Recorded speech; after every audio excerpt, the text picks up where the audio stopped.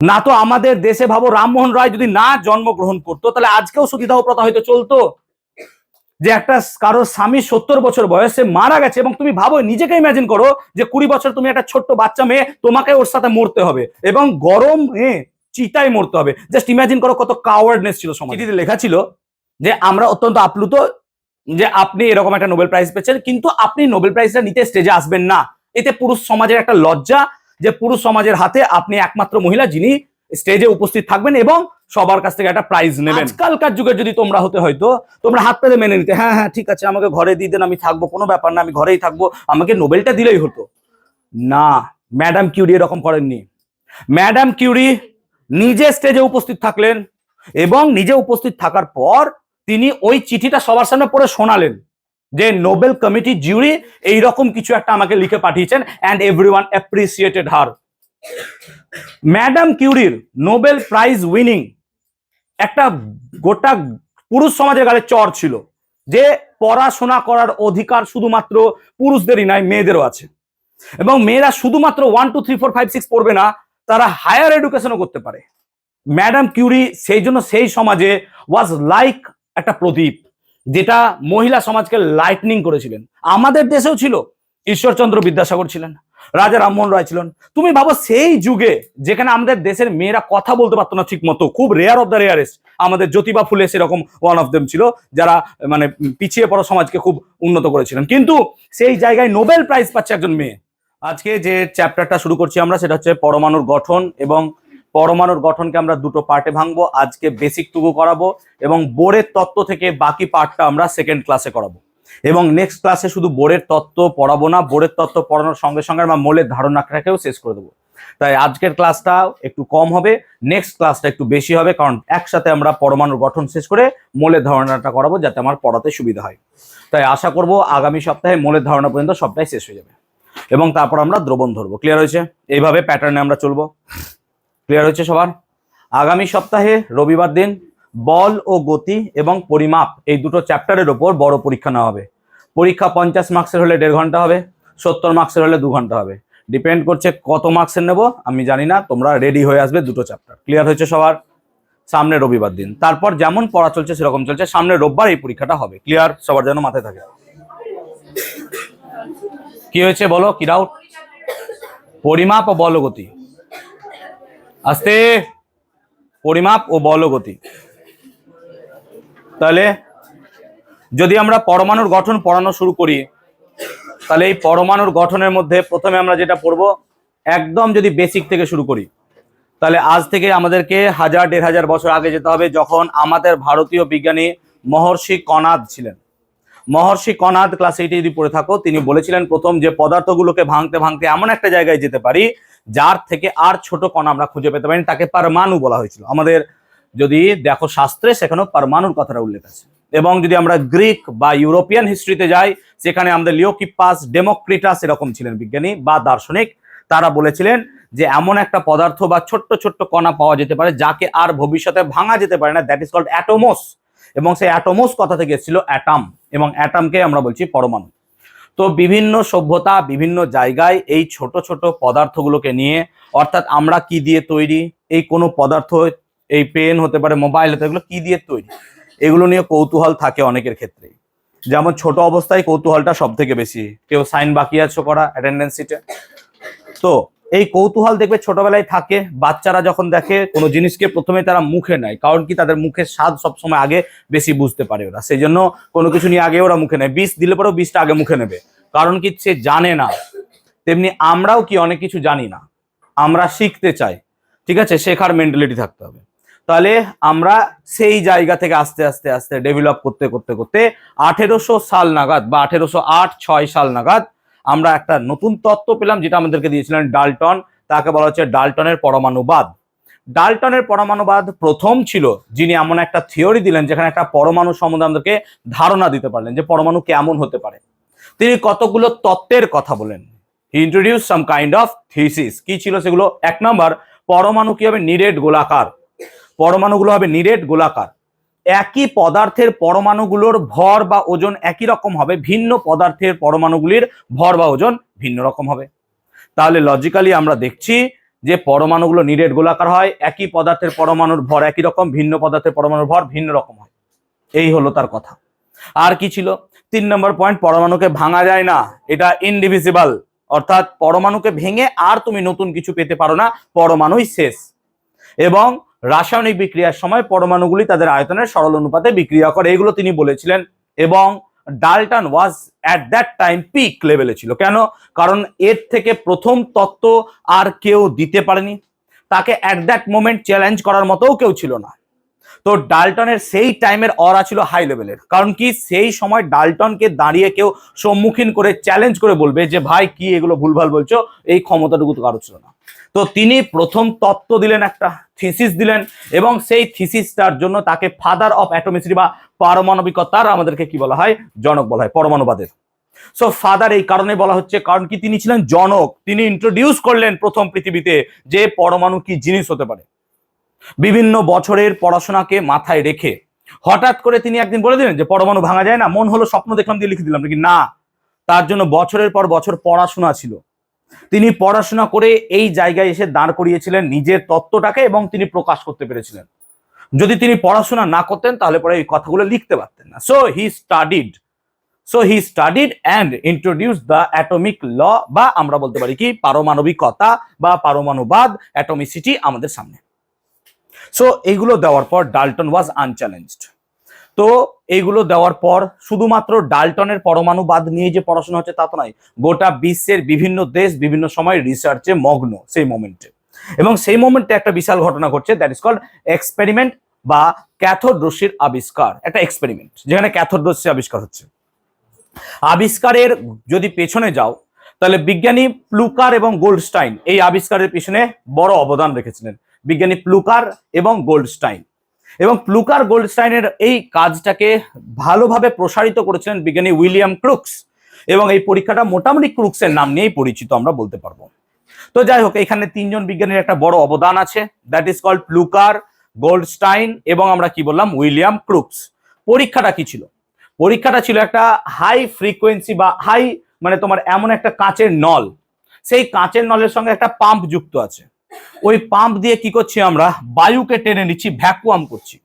Vacuum করতে করতে এমন ভ্যাকুয়াম করছি যেটা হবে প্রায় 0.001 মিলিমিটার এইচজির কাছাকাছি, এরকম টাইপের কাছাকাছি, খুবই কম, প্রায় বায়ু নেই ধরে চলো, এরকম জায়গায় আমরা নিয়ে যাচ্ছি। এবং নিয়ে যাওয়ার ফলে এখানে আমরা একটা দুটো প্লেট রেখেছি, একটা মেটালিক প্লেট আর একটা মেটালিক প্লেট, একটা ধাতব পাত একটা ধাতব পাত, দুটো ধাতব পাত রেখেছি আমরা এখানে। এবং একটা ধাতব পাতকে তুমি দেখছো ব্যাটারির ঋণাত্মক প্রান্তের সাথে যুক্ত করেছো, একটা ধাতব পাতকে ব্যাটারির ধনাত্মক প্রান্তের সাথে যুক্ত করেছো। তোমরা এরকম ভাবে দুটো পাতকে ব্যাটারির সাথে যুক্ত করেছো, এবং এই যুক্ত করার ফলে যেটা পাত ঋণাত্মক সঙ্গে যুক্ত ছিল তাকে আমরা বলবো ক্যাথোড, ক্লাস 8 তড়িৎ বিশ্লেষণ, এবং যেটা ধনাত্মক পাতের সাথে যুক্ত তাকে বলা হয় অ্যানোড। তাহলে আমরা এখানে ক্যাথোড আর অ্যানোডকে পেলাম। যেটা ব্যাটারির সাথে যুক্ত করেছি ঋণাত্মক প্রান্তের সঙ্গে সেটাকে বলছি ক্যাথোড, আর যেটা ধনাত্মক প্রান্তের সাথে যুক্ত করেছি তাকে বলছি আমরা অ্যানোড। এবার এই জায়গাটায় যে ব্যাটারি দিয়েছি সেটাও কিন্তু খুব উচ্চ বিভব যুক্ত, খুব হাই ভোল্টেজ সোর্স, খুব উচ্চ বিভব যুক্ত, মানে এর এনার্জি বিশাল হাই। এবার এখানে যে আমি সুইচটাকে অন করি, দেখা যায় যে কিছু অদৃশ্য রশ্মি এই ক্যাথোড থেকে অ্যানোডের দিকে হু হু করে পালিয়ে যাচ্ছে। কিছু অদৃশ্য রশ্মি এই ক্যাথোড থেকে অ্যানোডের দিকে হু হু করে পালিয়ে যাচ্ছে, কিছু অদৃশ্য রশ্মি। বলে স্যার অদৃশ্য রশ্মিটা আপনি দেখলেন কি করে চোখে, বা ওই গোল্ডস্টাইন বা প্লুকার বা ক্রুকস কি করে দেখলো? তারা এখানে এমন কিছু পদার্থ রেখেছিল যাদেরকে বলা হয় কি প্রতিপ্রভ পদার্থ। প্রতিপ্রভ পদার্থ মানে কি, তার উপর যদি কোনো কিছু পদার্থ গিয়ে পড়ে সেগুলো তার সাথে রিয়াক্ট করে আলো জ্বলে, এটা চিটচিট করে আলো জ্বলবে।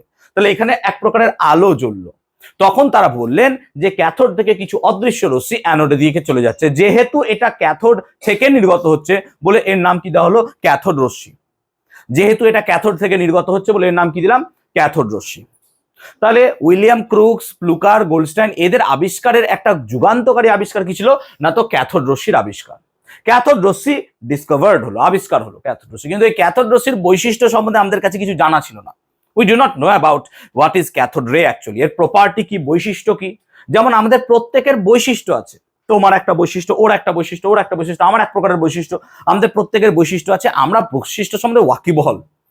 কিন্তু আমরা তখন ক্যাথোড রশ্মি সম্বন্ধে কিছু জানি না, তো কোনো কিছু সম্বন্ধে জানি না, তখন তার উপর কি করতে হবে, আমাকে এক্সপেরিমেন্ট করতে হবে, তার সম্বন্ধে আমাকে জানতে হবে, পড়তে হবে, বুঝতে হবে। তো এই ক্যাথোড রশ্মি নিয়ে কি হলো, আমার এক্সপেরিমেন্ট করা শুরু হলো, এবং এই এক্সপেরিমেন্ট বা ক্যাথোড রশ্মি সম্বন্ধে জানতে গিয়ে আমাদের বিজ্ঞানী থমসনের সাথে পরিচিত হলো, এবং আমরা থমসন সম্বন্ধে এবার জানবো। তাহলে বিজ্ঞানী থমসন ক্যাথোড রশ্মি সম্বন্ধে ডিটেল এক্সপ্লেন করলেন বা ডিটেল এক্সপেরিমেন্ট করলেন, এবং এই এক্সপেরিমেন্টের ফলে তিনি ক্যাথোড রশ্মির কতগুলো বৈশিষ্ট্য সম্বন্ধে জানতে পারলেন। বৈশিষ্ট্য নাম্বার 1, ধরো কোনো এক জায়গা দিয়ে ক্যাথোড রশ্মি যাচ্ছে এবং তার গতিপথে যদি আমি প্লাস বা মাইনাস রেখে দিই, কি করে প্লাস বা মাইনাস রাখলাম, এখানে প্লাস ধাতু এখানে মাইনাস ধাতু রেখে দিলাম, যেমন করে ক্যাথোড অ্যানোড ছিল। তাহলে আমরা এখানে রেখে দিলাম কি স্যার, এখানে রেখে দিলাম অ্যানোড আর এখানে রেখে দিলাম ক্যাথোড। তাহলে এরকম যদি ক্যাথোড আর অ্যানোড রেখে দিই, দেখা যাচ্ছে যে ক্যাথোড রশ্মিটা কি হচ্ছে, যেদিকে প্লাস সেদিকে বেঁকে যাচ্ছে, তাহলে ক্লাস 8-এ পড়েছো বিপরীত আধান পরস্পরকে কি করে আকর্ষণ করে। তাহলে এ ব্যাটা যখন প্লাসের দিকে ছুটে যাচ্ছে, তাহলে নিশ্চয়ই নিজে কি হবে স্যার, নিজে মাইনাস। তার মানে এখান থেকে একটা স্পষ্ট ধারণা চলে এলো যে ক্যাথোড রশ্মি ঋণাত্মক আধান যুক্ত। তাহলে ক্যাথোড রশ্মি হচ্ছে কি, প্রথম ধারণা হয়ে গেল আমার স্যার ঋণাত্মক আধান যুক্ত। তাহলে এমন কিছু তার মধ্যে আছে যেটা হচ্ছে ঋণাত্মক আধান যুক্ত, ইলেকট্রিক্যালি সেটা নেগেটিভ, ঋণাত্মক। তাহলে ক্যাথোড রশ্মি কি হলো স্যার, ঋণাত্মক, নেগেটিভ হলো, ক্যাথোড রশ্মি ঋণাত্মক হলো। এবার এই ক্যাথোড রশ্মির গতিপথে যদি আমরা কোনো ভারী বস্তু বা কোনো অস্পষ্ট অস্বচ্ছ বস্তু রেখে দিই, তাহলে দেখা যাচ্ছে তার পেছনে ছায়া তৈরি হচ্ছে, ছায়া। ক্লাস 7-এ পড়েছো যে কোনো বস্তুতে ছায়া তৈরি হয় তখনই যখন আলো সরল রেখায় চলে, অর্থাৎ কোনো বস্তুতে ছায়া তৈরি হচ্ছে, এটা প্রমাণ করে যে আলো সর্বদা সরল রেখা বরাবর চলে। তাহলে আমরা এখান থেকে দেখতে পাচ্ছি যে ক্যাথোড রশ্মির মাঝে যদি কোনো অস্বচ্ছ বস্তুকে রেখে দিই, সেটা তার পেছনে ছায়ার সৃষ্টি করছে, তাহলে এর থেকে ধারণা হয়ে গেল যে ক্যাথোড রশ্মি সরল রেখা বরাবর চলে। সো প্রথম ধারণা ছিল ঋণাত্মক, দ্বিতীয় ধারণা পেলাম ক্যাথোড রশ্মি সরল রেখা বরাবর চলে, ক্যাথোড রশ্মি সরল রেখা বরাবর চলছে। এবার এই ক্যাথোড রশ্মিকে আমরা রশ্মি কেন বলছি, বিকজ তারা রশ্মির মতো যাচ্ছে, যেমন আলোক রশ্মি, আমাদের এখান থেকে আলো আসছে, দ্যাটস কল্ড আলোক রশ্মি বা লাইট রে। তাহলে এরকম ভাবে আলোক রশ্মি আসছে। এখন এই আলোক রশ্মির গতিপথে যদি আমরা ছোট্ট একটা ফ্যান রেখে দিই, if we put a fan between the path of cathode ray, cathode রশ্মির পথের মধ্যে আমি যদি একটা ছোট্ট ফ্যান রেখে দিই, এবার তুমি ভাবো আমি একটা লেজার লাইট আছে, যদি আমি একটা যদি ছোট্ট ফ্যান নিই, ফ্যানের মধ্যে যতই আমি লেজার লাইট মারি কোনোদিনও ফ্যান ঘুরবে না, কারণ laser light is a light, এটা আলোক তরঙ্গ। কিন্তু দেখা যাচ্ছে ক্যাথোড রশ্মি যদি রশ্মি হতো, তরঙ্গই হতো, তাহলে এর মাঝে কোনো পাখা থাকলে, খুব হালকা পাখা যেটা তুমি চোখে দেখতেও পাচ্ছ না, এরকম একটা হালকা পাখা যদি রাখা হয়, তাহলে দেখা যেত যে এর সাথে কোনো রিয়াকশন বা ইন্টারাকশনই হতো না, এর সাথে কোনো ইন্টারাকশন হতো না। আয় বাবা, কোথা থেকে এলি তুই, কোথা থেকে এলে? দাদার বাড়ি থেকে। বসো বসো। তাহলে লজিক হচ্ছে কি, যে এই পাখার ওপর যদি ক্যাথোড রশ্মি সত্যি রশ্মি হতো, কোনো ইন্টারাকশন হতো না, ইন্টারাকশন মানে কোনো রকমের মারপিট, ঝগড়া, ঝামেলা, ধাক্কা, এগুলো কিছু হতো না, এইরকম হতো। কিন্তু দেখা গেল যদি ওই পাখাটা রাখি আমি, তাহলে ক্যাথোড রশ্মি একে গিয়ে ধাক্কা মারছে এবং পাখাটা এখানে ঘুরছে। তাহলে তুমি বলো তোমার ওপরে যে পাখাটা আছে, আমি যদি এখানে শুধুমাত্র টর্চের লাইট 50টা টর্চ মেরে এরকম বিশাল লাইট ফেলে দিলাম, পাখা জীবনে ঘুরবে না। কিন্তু আমি যদি ছোট ছোট বল পাখার উপর মারি, তাহলে দেখা যাবে পাখাটা ঘুরছে। তাহলে এর থেকে ধারণা এলো যে ক্যাথোড রশ্মি অ্যাকচুয়ালি কোনো রশ্মি নয়, বরং এই রশ্মির মধ্যে ছোট ছোট আধান আছে, কণা আছে, ছোট ছোট কণা। তার মানে আমরা যেটা ক্যাথোড রশ্মি বলছি, অ্যাকচুয়ালি সেটা রশ্মি নয়, অ্যাকচুয়ালি সেটা হচ্ছে কণা। তাই ক্যাথোড রশ্মির কণা ধর্ম আছে। এর কণা ধর্ম কেন আছে, কি করে আছে, সেটা প্রমাণ করলো যে এর মাঝে গতিপথে যদি কোনো পাখা বা ছোট্ট ফ্যান রেখে দিই, সেই ফ্যানটা কি হচ্ছে, এখানে ঘুরছে। ফ্যানটা তখনই ঘুরবে যদি ফ্যানে কেউ জোরে গিয়ে বাড়ি মারে। কে বাড়ি মারতে পারবে? যদি পার্টিকেল, কণা হয়। লাইট কোনোদিনও বাড়ি মারতে পারবে না। সেই কারণে আমরা বলে দিলাম যে এটা কণা ধর্ম আছে। তাহলে এর থেকে স্পষ্ট কথা বোঝাতে পারছি যে ক্যাথোড রশ্মি, বিশেষ করে ক্যাথোড রশ্মি এক প্রকারের ঋণাত্মক আধানের সোর্স বা ঋণাত্মক আধানযুক্ত কণা, যেটা সরলরেখা বরাবর চলে। তাহলে থমসনের এক্সপেরিমেন্টের মূল কথা এই তিনটে বেসিস ছিল, বাকি তো আরো অনেক কিছু আছে, 7টা পয়েন্ট আমার নোটস আছে পড়ে নেবা, কিন্তু মূল কথা ছিল এই তিনটে, যে ক্যাথোড রশ্মি অ্যাকচুয়ালি কোনো রশ্মি নয়, ক্যাথোড রশ্মি ঋণাত্মক কণা ধর্মী, কিন্তু তারা সরল রেখা বরাবর চলে। এটা থমসন বললেন। বিভিন্ন রকমের এক্সপেরিমেন্ট করে। থমসন পারতো সেই টাইমে যে আমি কি এগুলো নিয়ে পড়াশোনা করব, থাক বইটই গুটিয়ে রিল্যাক্সলি ঘুমাতে পারতো, সময় কাটাতে পারতো, নষ্ট করতে পারতো সময়, তাই না? কিন্তু তিনি তা করেননি। তিনি কি করলেন? এগুলো নিয়ে স্টাডি করলেন, পড়াশোনা করলেন এবং আমাদেরকে নতুন তথ্য দিলেন। তুমি বলবে স্যার দিয়ে তো আমাদের জীবনটাই নষ্ট করেছে। না, যদি মনে হয় জীবন নষ্ট করে দিয়েছে তোমাদের, তাহলে তোমার হাতে আজকে ফোন থাকতো না, তুমিও সেই চামড়ার বেল্ট পরে বা চামড়ার ওই জামা কাপড় পরে ঘুরে বেড়াতে আদিম মানুষের মতো, হাতে একটা নিয়ে চল শিকার করতে যাই। তারা রিসার্চ করেছিল বলে আজকে তুমি মোবাইলে দেখতে পাচ্ছ। তারা রিসার্চ করেছিল বলে ঠান্ডা ঘরে বসতে পারছো এসিতে। তারা রিসার্চ করেছিল বলেই আজকে তুমি ঘরে বসেও এই ক্লাসটাকে লাইভ দেখতে পাবে। তারা যদি এই চিন্তা ভাবনা রাখতো, যে চিন্তা ভাবনা তোমরা রাখছো মাথার মধ্যে, তাহলে পরে তোমরা বললাম তো ওই হাতে একটা বলম বা কিছু নিয়ে নিতে, যে চল মারতে যাব, কোথায় কি আছে প্রাণী দেখি খুঁজি, খাবো, নাহলে খাবো কি, তাই না? তখনও গ্রিন রেভলিউশন আসতো না। তাদের রিসার্চের জন্য এটা হয়েছে। মোবাইলই চলতো না, স্যাটেলাইট পাঠাতে পারতে না, কি করে ইন্টারনেট ব্যবহার করতে? পেয়ে যাচ্ছ, ভালো লাগছে, এভরিথিং হাতের মধ্যে চলে আসছে, খুব ভালো লাগছে। আসছে এটা কি করে? ঘুমিয়ে, ইনস্টাগ্রাম স্ক্রোল করে? না ভাই, ওরম ভাবে আসে না। তার পিছনে বিশাল রিসার্চ আছে। পড়াশোনা যারা করে রিসার্চ করছে, তা তোমার জীবনটাকে নষ্ট করছে। ইনস্টাগ্রামের নতুন ফিচার অ্যাড হওয়া মানে তোমার জীবন আরো ইনস্টাগ্রামে বেশি যাওয়া, সেখান থেকে বেরিয়ে আসা নয়। এইটুকু সিম্পল লজিক বোঝো না। যাও, তাহলে ক্যাথোড রশ্মির বৈশিষ্ট্য কি হলো? ঋণাত্মক কণাধর্মী এক প্রকারের স্রোত রশ্মি, যা কিনা সরলরেখা বরাবর চলে। আমাদের থমসন এর নাম দিয়েছিলেন কি? নেগেট্রন। নেগেট্রন কেন দিল? নেগেটিভ থেকে, নেগেটিভ যেহেতু ঋণাত্মক, তাই এর নাম দিল নেগেট্রন। যেহেতু এটা ঋণাত্মক, তাই এর নাম দিল থমসন কি? নেগেট্রন। থমসন এর নাম দিল নেগেট্রন। তাহলে ইলেকট্রন নামকরণ কি করে এলো? থমসন তো নাম দিয়ে দিল নিগেট্রন। এবার দেখো, থমসনের নিগেট্রন নাম দেওয়ার পিছনে কারণ ছিল। কি কারণ ছিল? না তো থমসন দেখলেন যে এটা এক প্রকার বিশেষ কণার স্রোত, যে কণা ঋণাত্মক আধানযুক্ত, ঋণাত্মকের ইংলিশ হচ্ছে নেগেটিভ, সেখান থেকে তিনি দিলেন নেগেট্রন। কিন্তু জি জে স্টোনি বা তৎকালীন দেখা গেল বিভিন্ন পড়াশোনার মারফত যে আমাদের যে তড়িৎ, সেই তড়িৎকে বলা হয় ইলেকট্রিসিটি, এবং সেই তড়িৎ চলাচলের জন্য ইলেকট্রন দায়ী। তড়িৎ চলাচলের জন্য এক প্রকারের ঋণাত্মক আধান কণা দায়ী। তাহলে তড়িৎ চলাচলের জন্য ঋণাত্মক আধানযুক্ত কণা দায়ী, এবং সেটাই পরবর্তী ক্ষেত্রে দেখা গেছিল নেগেট্রন। সেই জন্য তার নাম দেওয়া হলো কি? ইলেকট্রন। তাহলে ইলেকট্রন নামটা দেওয়া হয়েছে এই কারণে, electricity. So it takes a vital part in electricity. So electron. তো প্রথম নাম দিয়েছিলেন কে? নিগেট্রন। কে দিল? থমসন। তারপর কে নাম দিল? ইলেকট্রন। কে নাম দিল? স্যার স্টোনি বা জি জে স্টোনি। এগুলো মাথায় রাখবে, আমি ক্লাস শেষে পড়া ধরবো, না পারলে তখন দেখবো, ঠিক আছে? তো ইলেকট্রন নামকরণ কে করেছিলেন? G J Stoney. এবার যদি আমাকে বলে ইলেকট্রন কে আবিষ্কার করেছিলেন? Sir Plucker, Goldstein, William Crookes, G J Stoney আর কে? থমসন। এরা সবাই আবিষ্কার করেছিল? না, আমরা ইলেকট্রন আবিষ্কারের শ্রেয় দেব থমসনকে, কারণ তিনি ইলেকট্রনের সমস্ত তথ্যগুলো আমাদেরকে বলতে পেরেছিলেন, যে এটা হচ্ছে ঋণাত্মক কণাধর্মী, এটা সরলরেখা বরাবর চলে, ইত্যাদি ইত্যাদি। সেই কারণে ইলেকট্রন আবিষ্কারের গল্পটা আমরা পুরোপুরি দেব থমসনের। কিন্তু ইলেকট্রন নামকরণ যদি বলে কে করেছিল, তখন নাম দিব স্যার জি জে স্টোনি। বিজ্ঞানী স্টোনি নামকরণ করেছিলেন ইলেকট্রন। এখন ইলেকট্রন আবিষ্কার হয়ে গেল, তখন কি হলো? এই ক্যাথোড রশ্মিতে বিভিন্ন পদার্থ, হাইড্রোজেন, অক্সিজেন, বিভিন্ন পদার্থ নিয়ে এই রিসার্চটা করে দেখা গেল যে প্রত্যেক ক্ষেত্রে ক্যাথোড রশ্মি পাওয়া যাচ্ছে, এবং এর থেকে ধারণা পাওয়া গেল যে ক্যাথোড রশ্মি প্রত্যেকটা পরমাণুতে উপস্থিত, অর্থাৎ প্রত্যেক পরমাণুতে ইলেকট্রন উপস্থিত আছে। প্রত্যেক পরমাণুতে কি উপস্থিত আছে? ইলেকট্রন।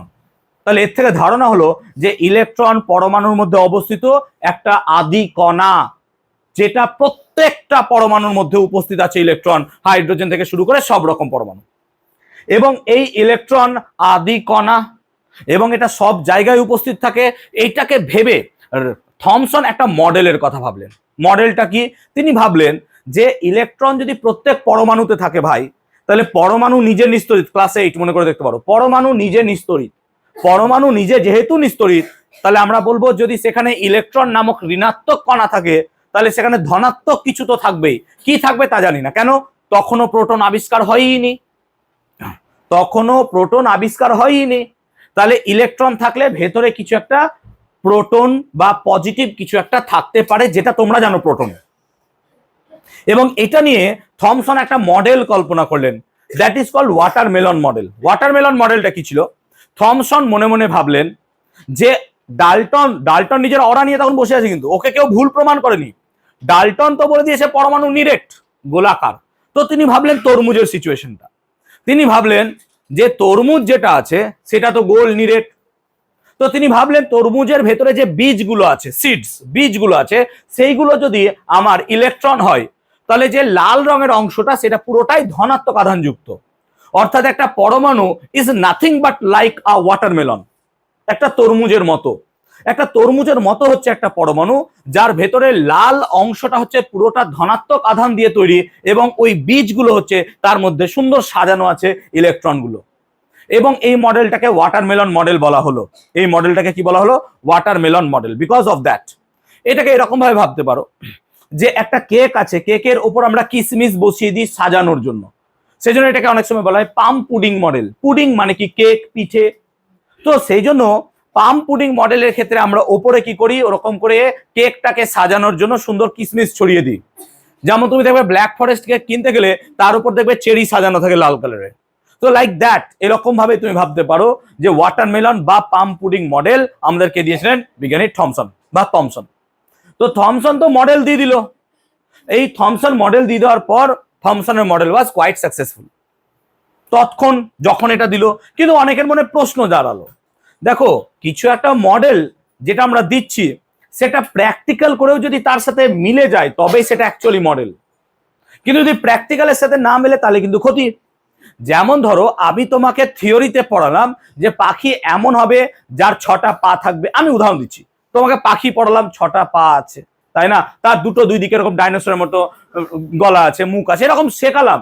দিয়ে তুমি রিয়েল লাইফে পাখি দেখতে যাচ্ছ তো 2টো পায়ে হাঁটে, 2টো ডানা আছে, সুন্দর ফেদার্স আছে, একটা বিক আছে।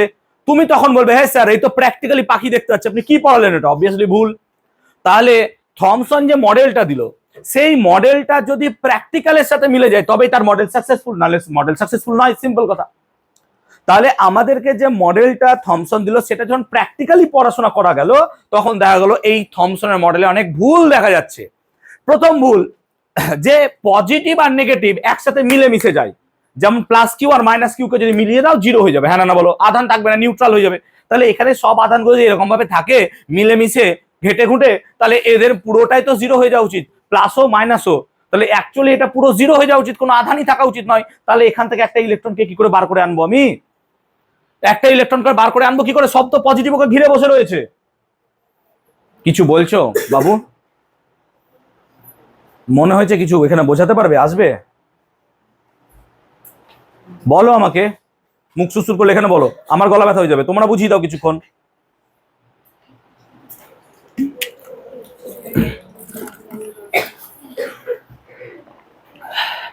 তাহলে থমসনের পরমাণু মডেল ওয়াজ ফেইলিয়ার।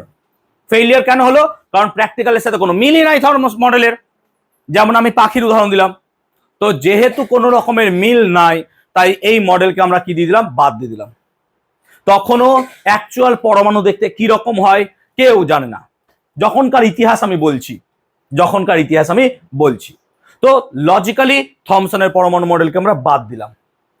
তখন একটা বিশেষ ঘটনা ঘটছে, that is called discovery of radioactivity, তেজস্ক্রিয়তার আবিষ্কার। বিজ্ঞানী হেনরি বেকারেল ছিলেন একজন ভালো বিজ্ঞানী, এবং তিনি একটা বিশেষ পদার্থ নিয়ে রিসার্চ করছিলেন, that is called potassium uranyl sulphate.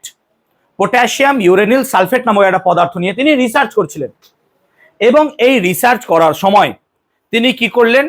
ওই পটাশিয়াম ইউরেনিল সালফেটটাকে ফটোগ্রাফিক প্লেটে মুড়ে ড্রয়ারের ভেতরে ভরে রেখে দিয়ে চলে গেলেন। আই রিপিট, ওই পটাশিয়াম ইউরেনিল সালফেট পদার্থটিকে ফটোগ্রাফিক প্লেটের মধ্যে রেখে তিনি ড্রয়ারের ভেতরে ভরে দিয়ে চলে গেলেন। আলো একদম ছিল না। এইরকম অবস্থায় তিনি কি করলেন, 2-4 দিনের জন্য বাইরে বেরিয়ে গেলেন।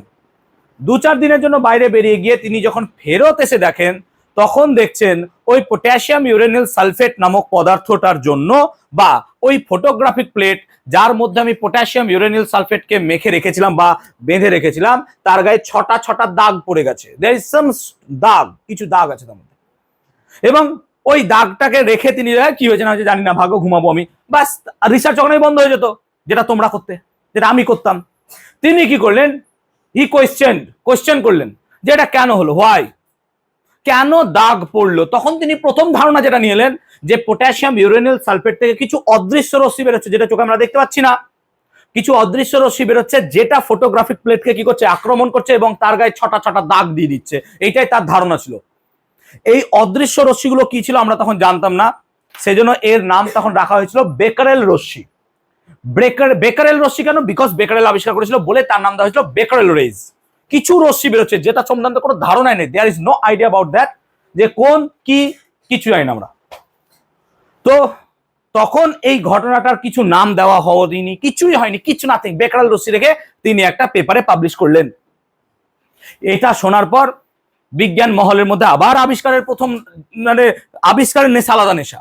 তারা এবার এটা নিয়ে রিসার্চ শুরু করলো, দিয়ে আমাদের মার্কেটে চলে এলো এন্ট্রি নিউ রাদারফোর্ড এটা নিয়ে ঢুকে গেলেন ভেতরে। কি যে তিনি পটাশিয়াম ইউরেনিল সালফেটকে নিলেন এবং একটা সিসার ব্লকের মধ্যে রাখলেন। কেন সিসার ব্লক? সিসা খুব ভারী ধাতু, এর ভেতর দিয়ে রশ্মিগুলো ভেদ করতে পারে না, তার ধারণা ছিল এটা। এবং তিনি ওই রশ্মিগুলো যেখান থেকে বেরোচ্ছে পটাশিয়াম ইউরেনিল সালফেট, সেখানে তিনি এরকম একটা ধাতব দণ্ড রাখলেন যেটা নিজে ছিল নেগেটিভ, একটা ধাতব দণ্ড রাখলেন যেটা ছিল পজিটিভ, বাস এইভাবে তিনি রেখে দিলেন। তুমি বলবে স্যার এগুলো কি করে জানলেন? কিছু জানেনি, তিনি এগুলো করছিলেন। কখনো চুম্বক রাখছেন, যা ইচ্ছা তাই করছেন। আরে এক্সপেরিমেন্ট করছি। রান্নার উপর এক্সপেরিমেন্ট মানে কি, আমি আগে হলুদ দিলাম আজকে, পরে হলুদ দিয়ে দেখি পরের দিন কি হয়। কি হয়, যখন আমি মেসে থাকতাম এভাবে রান্না করতাম, কোনোদিন রান্না খেতে পারতাম, কোনোদিন খেতে পারতাম না, কিন্তু রান্না শিখলাম তো। যেমন একদিন মনে হলো চিলি চিকেন রান্না করবো, অনেস্টলি স্পিকিং আমি 2015-16 সালের কথা বলছি, মনে হলো চিলি চিকেন, কারণ বাইরে চিলি চিকেন অনেক দাম, আর বাইরে চিলি চিকেন ভালো নয়, কারণ কি প্রচুর কেমিক্যাল দেয়। তো মনে হলো চিলি চিকেন বানাবো। প্রথম দিন চিলি চিকেন বানালাম মোটামুটি খাওয়ার মতো। 2 দিন পর যে চিলি চিকেন বানাচ্ছি সেটা আমাদের রেস্টুরেন্টের থেকে ভালো বানাচ্ছি। প্লিজ তোমরা বলে বেশি হয় না যে স্যার বানান, একদিন আমরা খাবো, সেটা সম্ভব নয়। তো এক্সপেরিমেন্ট করে প্রথম দিন বুঝতে পারিনি সোয়া সস বেশি দিয়ে দিচ্ছি, পরের দিন সোয়া সস অল্প দিলাম, দেখলাম অল্পতে রং হচ্ছে না, তারপরের দিন বুঝলাম আচ্ছা এতটা পরিমাণ দিতে হবে। So I experimented on that kitchen. তাই না, তোমরা তোমাদের জীবনের উপর এক্সপেরিমেন্ট করছো মোবাইল দেখে দেখে। চলো, তো বেসিক্যালি এদিকে দাও, তাহলে নেগেটিভ দেওয়াতে দেখা গেল কি কিছু রশ্মি এই নেগেটিভের দিকে বেঁকে গেল। তো যে সমস্ত রশ্মি ভাই নেগেটিভের দিকে বেঁকে গেল তারা নিজেরা তো পজিটিভ, আর যারা পজিটিভের দিকে বেঁকে গেল তারা নিজেরা তো নেগেটিভ, আর যে কোনো দিকে বাঁকেনি তারা হয়ে গেল জিরো, অর্থাৎ নিস্তরিত। রাদারফোর্ডের এই এক্সপেরিমেন্ট আমাদেরকে নতুন দিশা দেখালো। কি দিশা দেখালো? একটু 5 মিনিট বন্ধ রাখছি, একটু দাঁড়াও ফ্যানটা। তাহলে নতুন দিশা কি দেখালো? নতুন দিশা দেখালো যে আমাদের যে বেকারেল রশ্মি আছে, সেই বেকারেল রশ্মি 3 প্রকারের। একটা স্যার আলফা রশ্মি যেটা নিজে ধনাত্মক আধানযুক্ত, একটা বিটা রশ্মি যেটা ঋণাত্মক আধানযুক্ত, আর একটা হচ্ছে গামা রশ্মি যেটা নিস্তরিত, এর কোনো আধান নাই। তাহলে 3 প্রকারের রশ্মি নির্গত হচ্ছে, আলফা, বিটা, গামা, 3 প্রকারের রশ্মি এখান থেকে নির্গত হচ্ছে। আলফা রশ্মি সব থেকে ভারী, বিশেষ করে আলফা রশ্মি হচ্ছে হিলিয়াম আয়নের স্রোত। আলফা রশ্মি হচ্ছে হিলিয়াম আয়নের স্রোত। তেমনি বিটা রশ্মি হচ্ছে ইলেকট্রনের স্রোত, এটা অ্যাকচুয়ালি ইলেকট্রন, বিটা ইলেকট্রনের স্রোত। আর গামা রশ্মি হচ্ছে ইলেকট্রোম্যাগনেটিক ওয়েভ বা তড়িৎ চুম্বকীয় তরঙ্গ, এটা হচ্ছে তড়িৎ চুম্বকীয় তরঙ্গ, ইএম ওয়েভ। এদের মধ্যে যদি ভেদন ক্ষমতা দেখো, ভেদন কারণ আমাদের ভেদ করে যাওয়া, গামা রশ্মির ভেদন ক্ষমতা সব থেকে বেশি, এবং আমাদের দেহে ক্যান্সার ফ্যান্সার যা হয় সব গামা রশ্মির জন্য হয়। তুমি যদি আজকেও যাও ঝাড়খণ্ডের কিছু রাজ্যে যেখানে আমাদের এরকম তেজস্ক্রিয় মৌল পাওয়া যায়, তাদের গ্রামের অবস্থা দেখলে সব থেকে করুণ। আমি মাঝে মাঝে ডকুমেন্টারি দেখি, চোখ দিয়ে জল বেরিয়ে যাবে, দেখবে সবার কিছু না কিছু রোগ, পঙ্গু আছে, ক্যান্সার, মিউটেশন, কত রকম ঘটনা ঘটেছে। তোমার চোখ দিয়ে জল বেরিয়ে যাবে। আমাদের সরকারের উচিত ছিল যেই জায়গায় এই তেজস্ক্রিয় রশ্মিগুলোকে বার করে আনছি সেখানকার বাসিন্দাদের জন্য অন্য একটা জায়গা অ্যালট করে দেওয়া, কিন্তু করেইনি, কিছু ভাবেইনি সরকার এই নিয়ে। তার ফলস্বরূপ কি হলো, বংশ পরম্পরায় গামা রশ্মির রেডিয়েশন ঢুকে গেল। তাদের যে ছেলে মেয়ে হবে তারাও পঙ্গু হবে, এই জেনারেশনকে জেনারেশন চলতে থাকবে। পুরো জেনারেশন শেষ হয়ে গেছে ওই ঝাড়খণ্ডের। তোমরা নিউজ পেপারে কোনোদিন দেবে না, নিউজ পেপার এগুলো দেখাবে না, কোনোদিন দেখাই না। কারা দেখায়? ইউটিউবে খুঁজলে কোনো জায়গায় দেখতে পাবে। তুমি বলবে সে ইউটিউব ভুল, যাদেরকে দেখাচ্ছে তারা তো ভুল না, বা তারা ভারতীয় তো নয়, এমন নয় যে শ্রীলঙ্কার কোনো লোককে ডেকে এনে দেখাচ্ছে। দেখলে তোমাদের চোখ দিয়ে জল বেরিয়ে যাবে, কোনোদিন একবার দেখিও। তো এরকম রশ্মির মারাত্মক ইফেক্ট, যেটা তোমরা বলেছিলে আমেরিকা যখন পারমাণবিক বোমা হিরোশিমা নাগাসাকিতে ফেলেছিল, সেখানকার জেনারেশনকে জেনারেশন নষ্ট হয়ে গেছিল। আমাদের দেশেও তাই হচ্ছে, পুরোপুরি অবহেলার জন্য, পুরোপুরি অবহেলার জন্য। এই গামা রশ্মি ডেঞ্জারাস। আলফা রশ্মি হচ্ছে হিলিয়াম আয়নের স্রোত, এটা ধনাত্মক আধানযুক্ত, এর ভেদন ক্ষমতা সব থেকে কম। তাহলে সব থেকে বেশি গামার, সব থেকে কম আলফার। আর মাঝামাঝি হচ্ছে কার? বিটা রশ্মি। বিটা রশ্মির মাঝামাঝি, আলফার থেকে একটু বেশি ভেদন ক্ষমতা আর গামার থেকে ভেদন ক্ষমতা কম। তাহলে এই হচ্ছে গল্প আমাদের আলফা বিটা গামা। এগুলো নিয়ে আরো ডিটেল রিসার্চ আমরা পড়বো কোথায়? ক্লাস 10-এ। এটা নিয়ে আরো ডিটেল রিসার্চ পড়বো আমরা ক্লাস 10-এ। তাহলে ক প্রকারের রশ্মি বেরোলো? আলফা বিটা গামা, একটা পরমাণু থেকে। এই যে পদ্ধতি, যে পদ্ধতির সাহায্যে কোনো মৌল থেকে অদৃশ্য ভেদন ক্ষমতাযুক্ত রশ্মিগুলো বেরিয়ে যাচ্ছে, তার নাম কি দেওয়া হলো? তেজস্ক্রিয়তা। যে রশ্মিগুলো বেরোচ্ছে তার নাম দেওয়া হলো তেজস্ক্রিয় রশ্মি, আর এই পদার্থটাকে বলা হয় তেজস্ক্রিয় পদার্থ। তাহলে যে প্রক্রিয়ায় কোনো মৌল থেকে উচ্চ ভেদন ক্ষমতা সম্পন্ন আলফা বিটা গামা রশ্মি বেরিয়ে যাচ্ছে, সেই প্রসেস পদ্ধতিটাকে কি বলছো তুমি? তেজস্ক্রিয়তা। সেই মৌলটাকে বলছো তেজস্ক্রিয় মৌল, আর রশ্মিগুলো বলছো তেজস্ক্রিয় রশ্মি। এই তেজস্ক্রিয় রশ্মি নিয়ে আবিষ্কার করেছিলেন, সব থেকে বেশি রিসার্চ যদি কেউ করে থাকেন, ওয়ান অফ দ্য ফাইনেস্ট, তিনি ছিলেন ম্যাডাম কিউরি এবং তার হাজবেন্ড পিয়ের কিউরি। তাদেরকে বলে কুরি দম্পতি। তারা দুজন রিসার্চার ছিলেন, তাদের মেয়ে জামাই তারাও রিসার্চার ছিলেন, আইরিন কিউরি, আর হাজবেন্ডের নামটা আমার মনে নেই তার, জামাইয়ের। তো বেসিক্যালি তাদের পরিবারই রিসার্চ করে গেছে এবং তার পুরো রিসার্চ ছিল এই নিউক্লিয়াসের উপর। ম্যাডাম কিউরি রেডিয়াম নিয়ে আবিষ্কার করেছিলেন এবং রেডিয়াম নিয়ে তিনি পড়াশোনা করেছিলেন, এবং তিনি নিজে জানতেন না যে রেডিয়াম থেকে এরকম গামা রশ্মি বেরোচ্ছে। সেজন্য একটা খুব ফেমাস পেন্টিং আছে যে ম্যাডাম কিউরি এরকম করে শুয়ে আছে আর হাতে রেডিয়াম নিয়ে, এবং রেডিয়াম থেকে রেডিয়েশন বেরোচ্ছে যেটা তাকে মেরে ফেলছে। এটা একটা ফেমাস পেন্টিং আছে। তো ম্যাডাম কিউরি তৎকালীন রেডিয়াম বা এরকম আবিষ্কারের জন্য নোবেল পেয়েছিলেন, কিন্তু তার আগে কোনো মহিলা বিজ্ঞানী নোবেল পায়নি। আর তখন পুরো সমাজই ছিল পুরুষতান্ত্রিক সমাজ সব জায়গায়। কারণ দেখো, পুরুষদের মধ্যে একটা স্ট্রেংথ আছে, তারা ফিজিক্যালি খুব স্ট্রং, কিন্তু মেয়েদের কাছেও কিছু স্ট্রেংথ আছে, সেটা হচ্ছে মেন্টাল স্ট্রেংথ। মেয়েরা মেন্টালি খুব স্ট্রং হয়। পুরুষরা মাল্টিটাস্কিং একসাথে করতে পারে না খুব বেশি, যেমন আমি পারি না, আমি বিরক্ত হয়ে যাই। মেয়েদের মাল্টিটাস্কিং খুব হাই। যদি ঘরে যাও দেখবে, ঘরে গেলে সব সব জায়গায় কোথায় কি জিনিস আছে না আছে এভরিথিং তোমার মা সব জানে। তোমার বাবা ঘরে অতিথির মতো আসে, খায়, এই দেখে শুনে যায়, দিয়ে চলে যায়। It's kind of like that. হতে পারে কারোর বাবা ঘরে থাকে, বিবাদ লাগাতে চাইছি না, বাট দ্যাট ইজ ট্রু। এটাই ট্রু। আমার বাবাকে দেখেছি, রেলে চাকরি করতো, মানে আসতো অতিথির মতো, থাকতো দুদিন, বাড়ি পালিয়ে যেত, আবার চলে যেত আবার চাকরি করতে, রাত রাত ডিউটি, সকালে ডিউটি, যেখানে। তুমি ভাবো তোমার বাবা যাদের বিজনেস আছে, সকাল 6টায় দোকান চলে যাচ্ছে, 7টা 8টায় দোকান চলে যাচ্ছে, দিয়ে আবার আসছে 12টা 1টায়, খাচ্ছে, খেয়ে দেয়, ঘুমিয়ে যাচ্ছে, 4টায় আবার উঠে দোকান চলে যাচ্ছে, বাস এটাই জীবন। আর মা ঘরে সকাল 6টা থেকে রান্না বান্না, জামা কাপড় কাচা, ঘর গোছানো, ঘর ঝাড়ু দেওয়া, এভরিথিং করছে। তো বেসিক্যালি আমরা যদি দেখি, পুরুষ মেয়ে মোটামুটি সমান, কোনো জায়গায় পুরুষ বেশি, কোনো জায়গায় মেয়ে বেশি, এরকম। তো ম্যাডাম কিউরি তার মেন্টালি খুব হাই ছিলেন, এটা খুব স্ট্রং ছিল। স্ট্রং থাকার জন্য তিনি এরকম একটা পুরুষতান্ত্রিক সমাজেও তিনি এরকম কিছু একটা আবিষ্কার করেছিলেন, এবং তাকে নোবেল প্রাইজের জন্য ডাকা হয়েছিল, যে নোবেল প্রাইজ নেব, নোবেল প্রাইজ দেব। কিন্তু তার সাথে একটা চিঠিও ছিল। চিঠিতে লেখা ছিল, যদি আমি ভুল হয় ক্ষমা করবে, যদি আমি ভুল হতে পারে, আমি একটা গল্প শুনেছিলাম যে চিঠিতে লেখা ছিল যে আমরা অত্যন্ত আপ্লুত যে আপনি এরকম একটা নোবেল প্রাইজ পেয়েছেন, কিন্তু আপনি নোবেল প্রাইজটা নিতে স্টেজে আসবেন না। এতে পুরুষ সমাজের একটা লজ্জা, যে পুরুষ সমাজের হাতে আপনি একমাত্র মহিলা যিনি স্টেজে উপস্থিত থাকবেন এবং সবার কাছ থেকে একটা প্রাইজ নেবেন।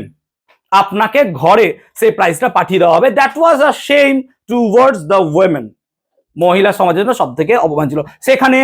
আজকালকার যুগে যদি তোমরা হতে, হয়তো তোমরা হাত পেতে মেনে নিতে, হ্যাঁ হ্যাঁ ঠিক আছে আমাকে ঘরে দিয়ে দেন, আমি থাকবো, কোনো ব্যাপার না, আমি ঘরেই থাকবো, আমাকে নোবেলটা দিলেই হতো। না, ম্যাডাম কিউরি এরকম করেননি।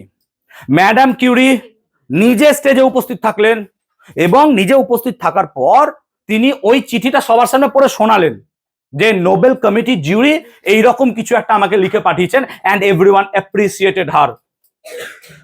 ম্যাডাম কিউরির নোবেল প্রাইজ উইনিং একটা গোটা পুরুষ সমাজের গালে চর ছিল যে পড়াশোনা করার অধিকার শুধুমাত্র পুরুষদেরই নয়, মেয়েদেরও আছে। এবং মেয়েরা শুধুমাত্র 1 2 3 4 5 6 পড়বে না, তারা হায়ার এডুকেশনও করতে পারে। ম্যাডাম কিউরি সেই জন্য সেই সমাজে ওয়াজ লাইক একটা প্রদীপ, যেটা মহিলা সমাজকে লাইটনিং করেছিলেন। আমাদের দেশেও ছিল, ঈশ্বরচন্দ্র বিদ্যাসাগর ছিলেন, রাজা রামমোহন রায় ছিলেন। তুমি ভাবো সেই যুগে যেখানে আমাদের দেশের মেয়েরা কথা বলতে পারতো না ঠিক মতো, খুব রেয়ার অফ দ্য রেয়ারেস্ট, আমাদের জ্যোতিবা ফুলে সেরকম ওয়ান অফ দেম ছিল, যারা মানে পিছিয়ে পড়া সমাজকে খুব উন্নত করেছিলেন। কিন্তু সেই জায়গায় নোবেল প্রাইজ পাচ্ছে একজন মেয়ে, এবং তিনি যদি সেই মোমেন্টে প্রাইজটা না নিয়ে কাওয়ার্ডের মতো ঘরে বসে থাকতেন, তাহলে পরে হয়তো আজকে মহিলা সমাজের এত উন্নতি হতো না। কারণ তাকে দেখে মহিলা সমাজে আরো উদ্বুদ্ধতা জাগলো যে আমরাও রিসার্চ করব। না তো আমাদের দেশে ভাবো রামমোহন রায় যদি না জন্মগ্রহণ করতো, তাহলে আজকেও সতীদাহ প্রথা হয়তো চলতো। যে একটা কারোর স্বামী 70 বছর বয়সে মারা গেছে, এবং তুমি ভাবো, নিজেকে ইমাজিন করো যে 20 বছর তুমি একটা ছোট্ট বাচ্চা মেয়ে, তোমাকে ওর সাথে মরতে হবে, এবং গরম চিতায় মরতে হবে। জাস্ট ইমাজিন করো কত কাওয়ার্ডনেস ছিল সমাজে। হয়তো এটা দেখার পর খারাপ বলবে আমাকে, বাট এটা কাওয়ার্ডনেস তো, ইট ওয়াজ কাওয়ার্ডনেস। যদি রামমোহন রায় না থাকতো তাহলে কি হতো, জাস্ট ইমাজিন করো। তাহলে রামমোহন রায় ওয়াজ রিভলিউশনারি, একজন রিভলিউশনারি ছিলেন। ম্যাডাম কিউরি ওয়াজ রিভলিউশনারি, একজন রিভলিউশনারি ছিলেন। ওই একজনই সমাজকে পুরো চেঞ্জ করে দেবে। তেমনি ঈশ্বরচন্দ্র বিদ্যাসাগর বিধবা বিবাহ প্রবর্তন করেছিলেন। বিধবা হয়ে গেলে চুল ছেড়ে দাও, মানে তোমার জীবন জীবন আর নাই। লাইক তুমি একটা মানে একদম বেকার একটা সমাজের বোঝা হয়ে দাঁড়িয়েছো। কেন ভাই, স্বামী মারা গেছে, কি হয়েছে এমন, কি হয়েছে এমন? তো ঈশ্বরচন্দ্রের বিদ্যাসাগরের বিধবা বিবাহ প্রবর্তন করতে গিয়ে তার যাবতীয় স্থাবর অস্থাবর সম্পত্তি ছিল সব নষ্ট হয়ে গেছে, সব শেষ করে দিয়েছিল। তাও তার এগেনস্টে ভোট গেছিল প্রচুর, এগেনস্টে। ভাবতে পারো যে তিনি একটা সমাজকে চেঞ্জ করতে চাইছেন। আগেকার যুগে তো ব্রাহ্মণ ছাড়া পড়াশোনা করতে পারতো না কেউ, ঠিক বলছি কিনা বলো? শূদ্ররা তো আশেপাশে গেলে পরে মেরেই ফেলতো, যে ভাগ, কি করতে এসেছিস, লাইক দিস। এই তো সমাজ ছিল। সেই সমাজে দাঁড়িয়ে সেই টাইমে যখন আমাদের ভারতে অন্ধকার যুগ, ধর্ম জাত নিয়ে মারপিট চলছে, সেই জায়গায় দাঁড়িয়ে বেটা স্টেজে গিয়ে ম্যাডাম কিউরি সবার সামনে দাঁড়িয়ে কথা বলছেন। সেই জন্য ম্যাডাম কিউরিকে একটা স্যালিউট ছিল সেই সময়। এবং আমার যদি কোনো মহিলা বা কোনো ফিমেল যদি কোনো তুমি দেখতে চাও যে রিসার্চার বা ডক্টরেট কারোর আছে, I like madam Curie very much. Madam Curie was one of them. তাই পুরুষ সমাজ ভেঙে পড়ো না যে আমাদের জন্য কেউ করেনি, তোমাদের জন্য সারা জীবনই ছিল প্রথম থেকে। কিন্তু মেয়েরা অনেক পিছিয়ে ছিল। যদি ঈশ্বরচন্দ্র, রামমোহন রয়, ম্যাডাম কিউরি এরা না থাকতেন, আজকে মেয়েদেরকে খুঁজেই পাওয়া যেত না। ছেলে ট্রাফিকিং হওয়ার থেকে মেয়ে ট্রাফিকিং অনেক বেশি হয়। মেয়েদেরকে ট্রাফিকিং করে, বুঝতে পারছো, ঝাঁসা দিয়ে এখান থেকে নিয়ে চলে গেল অন্য জায়গায়, কোনো জায়গায় বেচে দিল, অঙ্গ প্রত্যঙ্গ কেটে বাদ করে নিয়ে চলে গেল। সো এগুলো তো চলতেই থাকে। সো মেয়ে ট্রাফিকিং এর সংখ্যা অনেক বেশি। যাই হোক, সো এই ম্যাডাম কিউরির গল্পটা যদি তোমাদের সামান্য পরিমাণ উদ্বুদ্ধ করতে পারে, একটু পড়াশোনা করো। ম্যাডাম কিউরি তোমাদের মতো সাধারণ ঘরের একটা মেয়ে ছিলেন। মেয়েরা শুধুমাত্র বাড়িতে ওই মানে ভাতের ফ্যান গালার জন্য বা রুটি করার জন্য বানানো তৈরি নয়। মেয়েরা শুধুমাত্র, মেয়েরা তৈরি হয়েছে সব কিছুরই জন্য। পড়াশোনাও করবে, ঘর সামলাবে। ছেলেরা ঘর সামলাতে পারে না? কত ছেলে তো ভালো ঘর সামলাতে পারে, কেন পারবে না? সবাই পারে, সবার কিছু না কিছু ক্রেডিবিলিটি আছে। এভরিওয়ান, প্রত্যেকের হওয়া উচিত। আমি ছেলে বলে আমি রান্নাঘরে ঢুকবো না, মারবো কেন? ঢুকবি না তুই? নিজের কেউ নাই তোর বাড়িতে, ধর বাড়িতে কেউ নাই, তুই একাই বসে আছিস, তুই বলবি হোটেল চল, সব হোটেল বন্ধ। এবার কি তুই নিজের রান্নাঘরে ঢুকবি না? নিজের জন্য এক কাপ চা বানাবি না? তখন তোর পুরুষত্ব কোথায় যাবে ভাই? তখন ঠিক যাবি? তো বেসিক্যালি যতক্ষণ নিড আছে, নিড, তোমাদের মধ্যে যেদিন ওই নিডটা জন্মায় যে আমাকে জীবনে কিছু করতে হবে, বিশ্বাস করো সেদিন তোমাদেরকে কেউ আটকাতে পারবে না। কিন্তু আমাদের এখন নিড কি? ফ্যান। পড়াশোনা যাক, হবে পড়াশোনা, পড়াশোনা হবে, আগে ফ্যান দরকার আমাদের। পড়াশোনা কি করছেন এসব বাদ, সেই 20-21 বছর হবে, বিয়ে করে সংসার করতে থাকবো, কি হয়েছে, তাই না বলো? নাহলে পড়াশোনা কেন করছো না? নাহলে পড়াশোনা কেন করছো না? হ্যাঁ চলো তেজস্ক্রিয়তার একক দেখো ভাই, শোনো, ইনস্টাগ্রামের গল্প পরে করবে, এদিকে শোনো। তেজস্ক্রিয়তার একক প্লিজ দেখো, তেজস্ক্রিয়তার একক কি? তেজস্ক্রিয়তার সিজিএস একক হচ্ছে ম্যাডাম কিউরির নাম অনুসারে কুড়ি, বিজ্ঞানী কিউরির নাম অনুসারে কিউরি, সো সিজিএস একক হচ্ছে কিউরি, কুড়ি যাকে বলা হয়, এবং এসআই একক হচ্ছে বেকারেল, বিজ্ঞানী বেকারেলের নাম অনুসারে। তাহলে সিজিএস একক হচ্ছে কুড়ি ম্যাডাম কিউরির জন্য, এবং বেকারেল হচ্ছে বিজ্ঞানী হেনরি বেকারেলের জন্য। এবং মাথায় রাখবি 1 কুড়ি সমান 3.7 ইন্টু 10⁻10 বেকারেল বা ডিপিএস। ডিপিএস মানে হচ্ছে দিল্লি পাবলিক স্কুল, নয় ডিসইন্টিগ্রেশন পার সেকেন্ড, ডিপিএস। তাহলে 1 curie equal to 3.7 into 10⁻10 DPS. আচ্ছা বলো, কুড়ি বেকারেল ছাড়াও তেজস্ক্রিয়তার আবিষ্কারে কিন্তু রাদারফোর্ডেরও বিশাল অবদান আছে। তাই তেজস্ক্রিয়তার আর একটা একককে রাদারফোর্ড আকারে লেখা হয়, দেখবো আমার নোটসে থাকতে পারে হয়তো রাদারফোর্ড। তো তেজস্ক্রিয়তার আর একটা একক হচ্ছে রাদারফোর্ড। তো আমরা এই দুটো মনে রাখবো, তেজস্ক্রিয়তার সিজিএস একক হচ্ছে কুড়ি, আর এসআই একক হচ্ছে কি? বেকারেল। তেজস্ক্রিয়তার এসআই সিজিএস একক কি হচ্ছে? কুড়ি, এসআই একক হচ্ছে বেকারেল। সিজিএস একক কুড়ি আর এসআই একক বেকারেল। তেজস্ক্রিয়তার গল্প পুরো বোঝাতে পারলাম, কি ঘটনা ঘটছিল অ্যাট দ্যাট মোমেন্ট, পুরো জিনিসটা ক্লিয়ার হলো সকলের ক্ষেত্রে। বি লাইক ম্যাডাম কিউরি, হ্যাঁ ম্যাডাম কিউরির মতো হও, পারবে না আবার চেষ্টা করো। এবার চলে আসি রাদারফোর্ডের পরীক্ষা। রাদারফোর্ডের পরীক্ষা আমরা অনেকে ক্লাস 8-এ পড়েছি, যারা আমার কাছে পড়ো তাদেরকে আমি পড়িয়ে দিয়েছি, যেহেতু 9-এ আবার আছে আমাদেরকে আবার পড়তে হবে, যারা এইটা আমার কাছে পড়েনি তারা শোনো। রাদারফোর্ডের আলফা কণা এটা বিক্ষেপণ, যদি তোমাদের বইয়ে বিচ্ছুরণ থাকে কেটে বিক্ষেপণ করবে, আমি বারবার বলছি এটা বিক্ষেপণই হয়, ইংলিশটা হচ্ছে স্ক্যাটারিং। সো আলফারে স্ক্যাটারিং এক্সপেরিমেন্ট বলে এটার নাম বিক্ষেপণ পরীক্ষা, যদি বিচ্ছুরণ থাকে, বিচ্ছুরণ নয়, পুরোটাই কিন্তু বিক্ষেপণ পরীক্ষা। প্লিজ কথা বলবে না, শোনো। এবার এই রাদারফোর্ডের আলফা কণা বিক্ষেপণ পরীক্ষা নিয়ে যদি আমি ঘরের মধ্যে পরীক্ষা করতে চাই, ধরো আমাকে ঘরের মধ্যে পরীক্ষা করতে দিলে এই পরীক্ষাটা কি করে করবো আমি? সে এই পরীক্ষা তো পরমাণু নিয়ে, আমি তো চোখে দেখতে পাচ্ছি না, এইটাই তো প্রশ্ন, যে তুমি কত ভালো একজন টিচার হতে পারবে যে রাদারফোর্ডের পরীক্ষাটাকে ঘরের মধ্যে বোঝাতে পারবে। অবভিয়াসলি পারবো না স্যার, চেষ্টা করে দেখতে পারি আমরা। চলো আমরা চেষ্টা এরকম ভাবে ইমাজিন করতে পারি যে আমার কাছে একটা জানলা আছে, চলো ইমাজিন করি আমার কাছে একটা জানলা আছে, এবং এই জানলার মধ্যে খুব ঘন কাঁচ আছে, খুব ঘন, খুব ঘন, খুব ঘন কাঁচ বলবো না, এরকম করে খুব ঘন এরকম যে স্ট্রাকচার রডস আছে কাঁচের মধ্যে। আর একটা কাঁচের মধ্যে কি আছে? রড গুলো খুব দূরে দূরে আছে, খুব দূরে দূরে আছে, খুব দূরে দূরে আছে, এরকম বড়। দু রকমের জানলা নিলাম, দু রকমের জানলা নিলাম। এবার ভাবো, আস্তে, এবার ভাবো আমরা এখানে কি নিচ্ছি? ওই ছোট ছোট পিং পং বল বা টেনিস বল, ছোট ছোট যেগুলো লেবুর মতো, লেবু ভাবো, লেবু 5-10টা বাজারে তো এখন সস্তা লেবু, লেবু কিনে নিয়েছিলাম 10-15টা, ঠিক আছে, ওকে ঠিক আছে, লেবু নিয়ে বাদ দাও, তো লেবু কিনে নিলাম। তো এবার দেখো ওই লেবুগুলো যদি আমি দুটো জানলায় এক এক করে মারার চেষ্টা করি, প্রথম জানলা দিয়ে যদি লেবু মারি, হার্ডলি একটা লেবু ভেতরে ঢুকবে, কারণ জায়গায় তো নাই, হ্যাঁ না বল। আর এখানে দেখো বড় বড় ছিদ্র আছে, তাহলে যদি লেবু মারি সব লেবু ভেতরে ঢুকে যাবে, দু একটা লেবু কি হবে বলতো? ছিটকে এদিক ওদিক চলে যাবে, হ্যাঁ না বল। দু একটা লেবু ছিটকে এদিক ওদিক চলে যাবে। আর একটা দুটো লেবু হবে এরকম যে এখানে পড়লো আবার হাতে গিয়ে ক্যাচ করে নিলাম, হ্যাঁ না বল। এইটাই রাদারফোর্ডের পরীক্ষা, এইটাই রাদারফোর্ডের পরীক্ষা। স্যার কি রাদারফোর্ডের পরীক্ষা? তারা এদিকে এইখানে দেখ, আমি এতগুলো লেবু মারলাম, একটাও ভেতরের বাইরে গেল না, তার মানে পরমাণু যদি নিরেট হতো তাহলে তার ভেতর দিয়ে কি ওই লেবুগুলো ঢুকতে পারতো না স্যার? তাহলে রাদারফোর্ড একটা পরীক্ষা করলেন আলফা রশ্মি দিয়ে। এই আলফা রশ্মি দিয়ে তিনি কি করলেন? একটা সোনার পাত, যাকে খুব পাতলা করে বানানো। কেন পাতলা করে বানানো? কারণ সোনা এমন একটা ধাতু যার নমনীয়তা অনেক বেশি, যার নমনীয়তা অনেক বেশি। নমনীয়তা বেশি হওয়ার কারণে সোনাকে পিটিয়ে পাতলা পাতে পরিণত খুব সহজে করা যায়। এরকম একটা পাতলা প্রায় 0.03 মিলিমিটার পাতলা একটা রড তিনি এরকম সোনার নিলেন, পাতলা একদম পেপার, এবং তিনি সেখানে কি করলেন? আলফা রশ্মি ছাড়লেন। এবার বলো, যদি পরমাণু নিরেট হতো তাহলে আলফা রশ্মিগুলো এর মতো আটকে যেত, হ্যাঁ না বল। কিন্তু আমরা রিয়েলি কি দেখছি? যে আলফা রশ্মিগুলো সোজা বেরিয়ে যাচ্ছে। তাহলে সোজা বেরিয়ে যাচ্ছে মানে ফাঁক আছে, এর থেকে প্রমাণিত হয় যে পরমাণুর বেশিরভাগ অংশই কি ফাঁপা, পরমাণু অ্যাকচুয়ালি নিরেট নয়।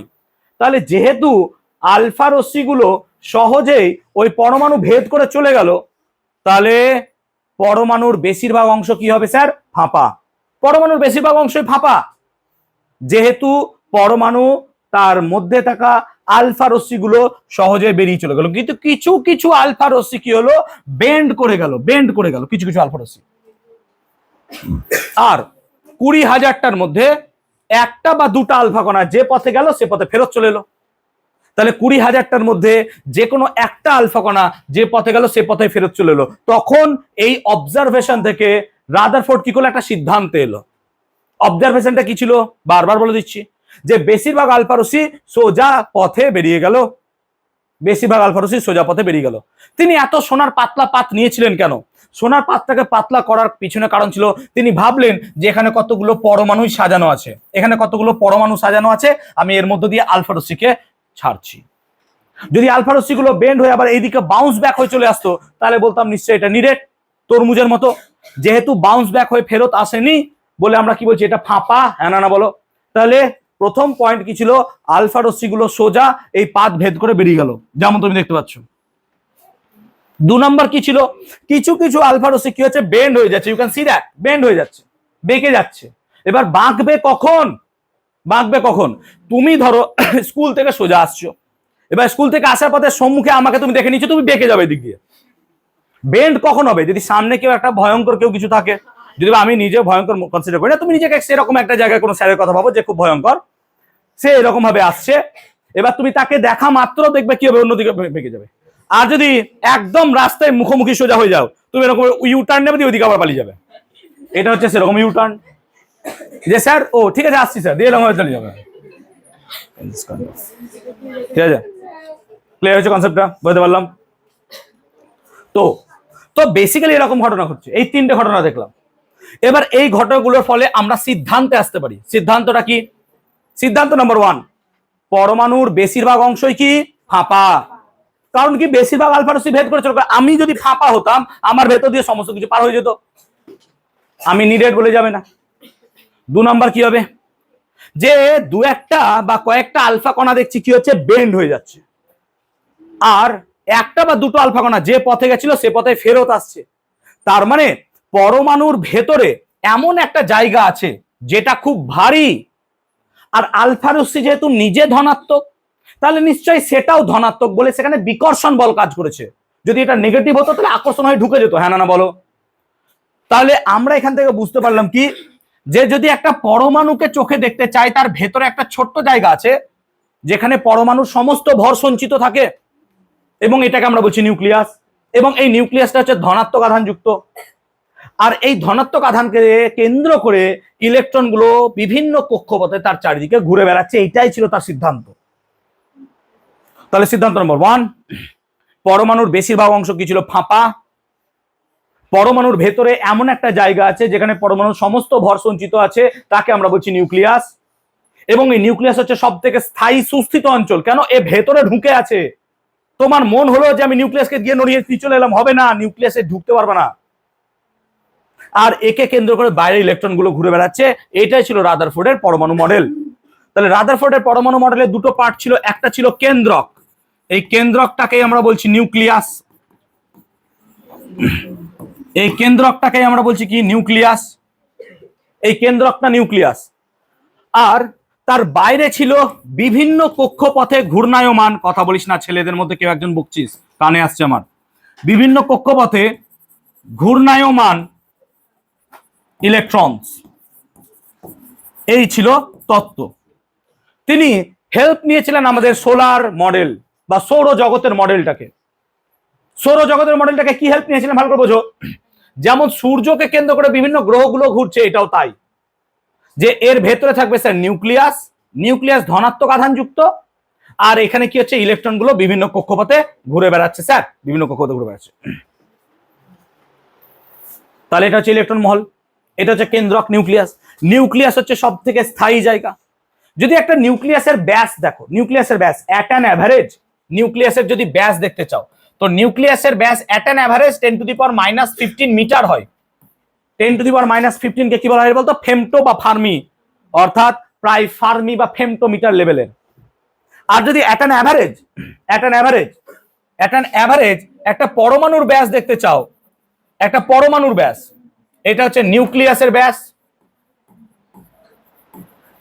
আর যদি একটা পরমাণুর ব্যাস দেখতে চাও, পরমাণুর ব্যাস, তাহলে অ্যাট অ্যান অ্যাভারেজ একটা পরমাণুর ব্যাস প্রায় 10⁻12 মিটার। মানে আমরা যদি দেখতেও চাই একটা পরমাণুর তুলনায় একটা নিউক্লিয়াস কত গুণ, প্রায় কত হবে, 1000 গুণ ছোট। মানে আমরা যদি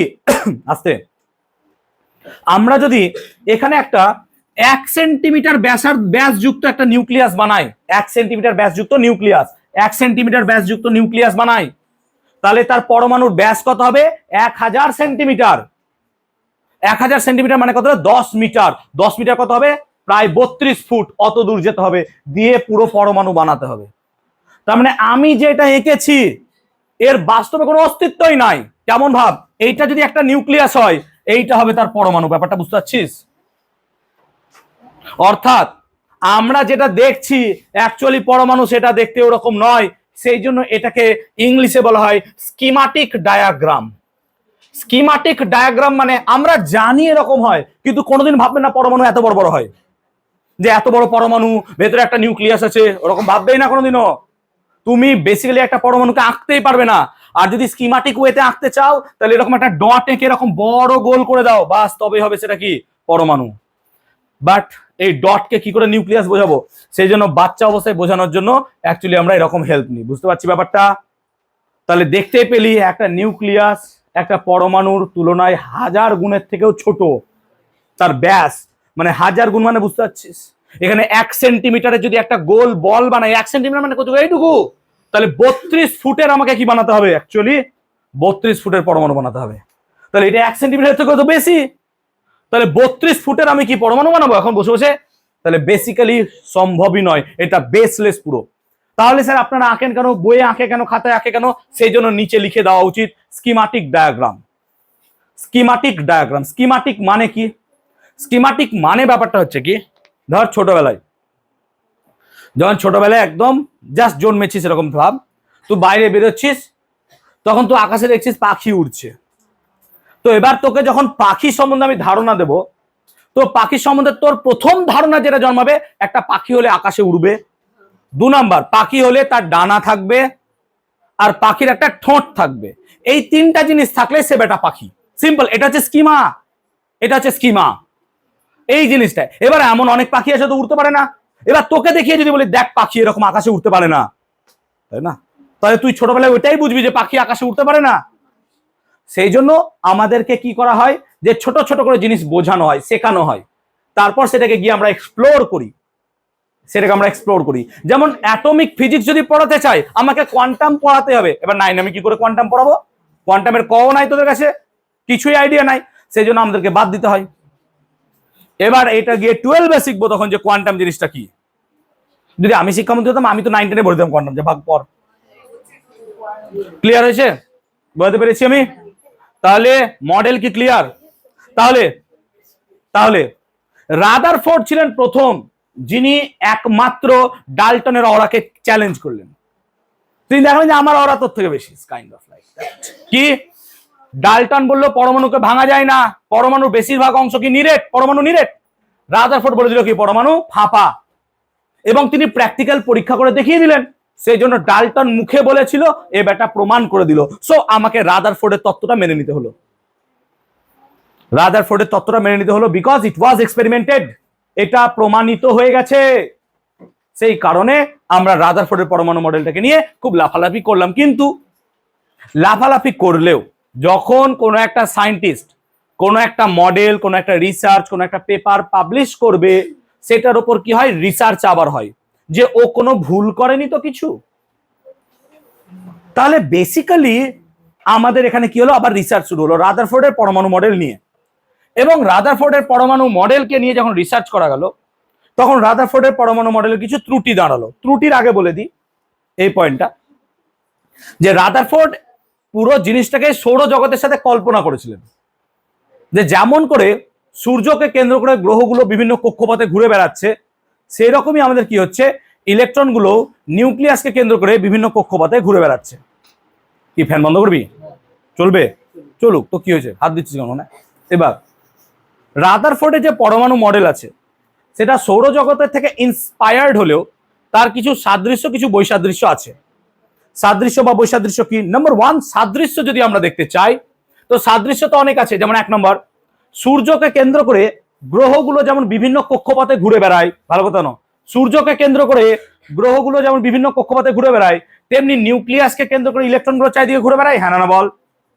তাহলে সূর্যকে কেন্দ্র করে ইলেকট্রনগুলো যেমন চারিদিকে ঘুরে বেড়াচ্ছে, তেমনি নিউক্লিয়াসকে কেন্দ্র করে ইলেকট্রনগুলো বিভিন্ন কক্ষপথে ঘুরে বেড়াচ্ছে।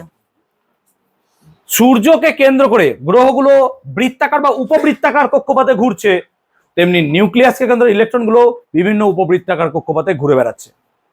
সূর্য আর গ্রহর মধ্যে কাজ করছে মহাকর্ষীয় আকর্ষণ বল, তেমনি নিউক্লিয়াস আর ইলেকট্রনের মধ্যে কাজ করছে তড়িৎ বল, যেটাকে বলছি কুলম্বীয় বল, ক্লাস 8 প্লাস মাইনাস।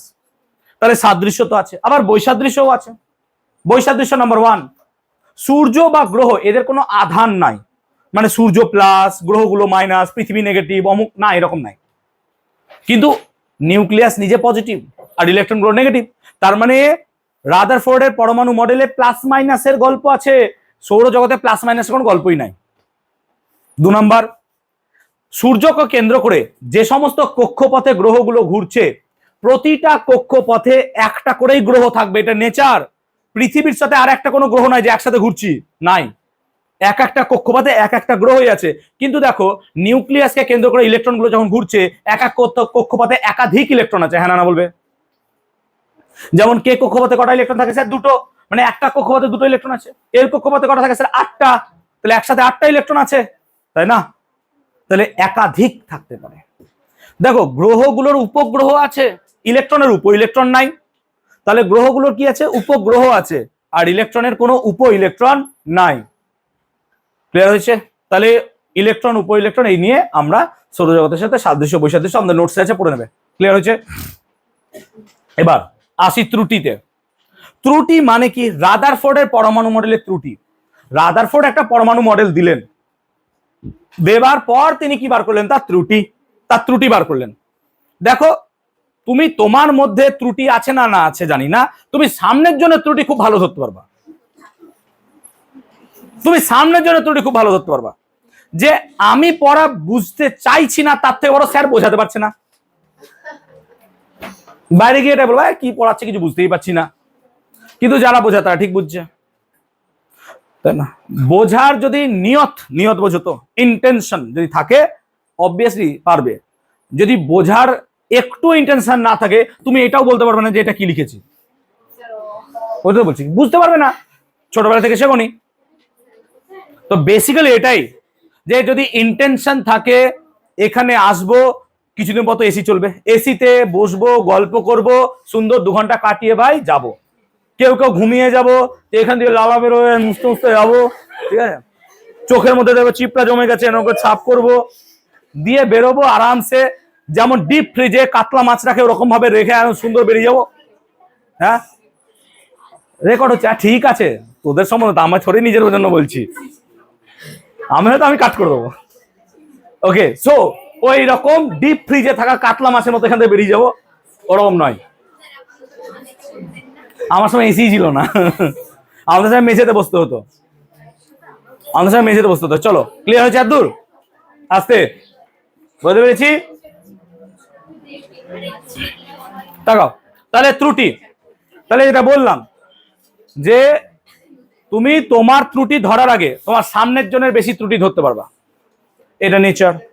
যেমন ধরো, আমাদের সব থেকে বেশি ত্রুটি যদি কাউকে জিজ্ঞেস করতে চাই, তাহলে পাশের বাড়ির কাকিমাকে জিজ্ঞেস করতে হবে। সে তোমার ত্রুটি এতটা বলবে যে তুমি ভাববে আমি মানুষ হয়ে জন্ম নিয়েছি কেন, তাই না? তুমি মানুষ হয়ে, তোমার মনে হবে যে কোনো জায়গায় খাল নাই, আমি ঢুকে যাচ্ছি, আমার উপর মাটি দিয়ে দে, কাইন্ড অফ এরকম। তো যাই হোক, এর থেকে বোঝা যাচ্ছে রাদারফোর্ডের ত্রুটি যারা ধরেছিল নির্ঘাত, তারা বাঙালি ছিল, কাঠি করা সব অভ্যেস ছিল তাদের, যে রাদারফোর্ড কেন ভুল করেছে। তো না বোর্ড না অনেকে। রাদারফোর্ডের ত্রুটি, এবার ত্রুটিতে আসো। রাদারফোর্ডের পরমাণু মডেল ভাই তুমি ভাবতে পারছো, একটা বিখ্যাত মডেল যেটা এক্সপেরিমেন্টেড ওয়েতে ঠিক, কিন্তু তার কিছু ত্রুটি দাঁড়িয়ে গেল। ত্রুটি নম্বর 1 যদি আমরা বলি, অ্যাটমিক স্টেবিলিটি। কি হয়েছে বাবা? ওই কি হয়েছে? অ্যাটমিক স্টেবিলিটি বা পরমাণুর স্থায়িত্ব। পরমাণুর স্থায়িত্ব নিয়ে যদি আমরা একটু কথা বলতে চাই, পরমাণুর স্থায়িত্ব নিয়ে কি হচ্ছে? ওখানে এত কথা হচ্ছে কেন? কি চলছে কেন? কথাবার্তা হচ্ছে কেন? এটা কি মোবাইল টোবাইল বার করেছেন তো ক্লাসে? উঠ দেখি, তুই উঠ দেখি, তুই উঠ। মোবাইল টোবাইল বার করবি না ক্লাসে।